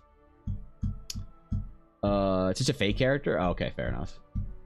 Fair enough. Fate. Wait, they made Quetzalcoatl a Fate character? I thought Fate characters were all supposed to be like historical characters. We weren't like myths or anything. Oh no, that's not true. There were plenty of myths in there actually. Yeah, never mind. Okay, yeah, I'm good. I'm not a Fate expert. I've watched many Fate series, but the problem is that like if you claim to know anything about Fate, some like degenerate neckbeard on Reddit that has seen every single series 15 times, read every light novel, will call you a novice or a noob because you don't know every piece of lore inside and out. It's one of those things where you never claim you know anything about it because the actual like degens will gatekeep you super hard. So I never want to claim that I know anything about Fate. So, but no, I've not seen that particular Fate series. What happened to Kobayashi? Just some tragic shit with the studio. That's all. Yeah, Torrent, the OG, was originally launched in 2005. No, it wasn't, because it was Nya Torrent for anime specifically. because before that we used like uTorrent and like bit whatever, and like we torrented anime not off an anime specific torrent website. It was just off general media torrenting. So definitely we were torrenting before that, and like my brother torrented a shit ton. He got me into it. He was torrenting every like Stargate episode, Star Trek, whatever. He just had so much like TV on his computer. And then I started torrenting anime because I was a loser. It would be cool, but there are like 13 different ones with different titles, and I have no idea where I'd start. That's the thing, Milo. You don't care about where you start. You just start at one. At one of them that looks cool. You don't need to know what's going on in any others, which is the nice thing. Fate nerds will insist that there's a watch order to like Fate, but they haven't been outside in like at least 4 to 5 years. So you don't want to take their opinion too seriously. I think the average Fate enjoyer is somebody that can watch any Fate series, and like you're pretty good. You don't need to start at any starting point. There's no missing context or historical whatever, where if you start a Fate series, you're like, wait, what's going on? I don't understand. Now you'll have a good time. If you watch any Fate series, you find one that you like the art of, or like the story or music or whatever hooks you on it, perfectly fine to get into and to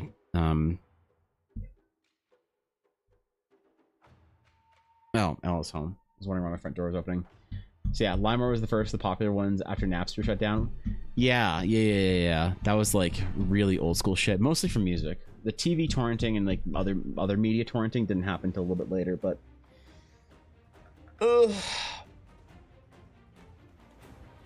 I don't know, man. The internet only became mainstream because of the NSFW stuff. Yeah, true. Unfortunately, true. All right. That's it for the week. That's streams. That is Friday, man. So thank you guys for hanging out with me today. I appreciate it. Thanks for hanging out with me all week, actually, I should say. Should be live on Tuesday with the path. What are we? Episode 5 of Path of the Lumari. Are you guys enjoying it? Is it like, I don't know if anyone's actually no, stop. That's not the right one. That's the right one. Okay, there we go. Is anyone actually watching that shit? Are you guys enjoying it? Because like I don't want to stream something on a day that like nobody gives a shit about, which I'm fine if you're like, hey man, it's cool, but it's just like I'm not gonna watch it because I'm just not interested in that shit. That's perfectly valid feedback that I will take and consider. But yeah, I hope people are enjoying that on Tuesday. I'll be doing episode 5, I believe, and I'm looking forward to it. It's gonna be fun. It's gonna be dope. What else? I got a lot of work to do this weekend. I got a lot of stuff coming up. I got a lot of shit going on. So I'm entering full grind mode. Whatever you guys are doing this weekend, hope you have a good time. If you're working, work hard. If you're relaxing, make sure you really send it. You know, either way, I'll catch you guys later. I hope you enjoy your stay, even if it's just for the day. And until next time, my friends, farewell. Oh wait, I'll be on World Anvil tomorrow at like an hour after when I usually start my stream. So go over to World Anvil and hang out. It'll be fun. It'll be cool. It's a Saturday stream. I won't be live on this channel. I'll be live on World Anvil. So fucking okay. All right. Okay.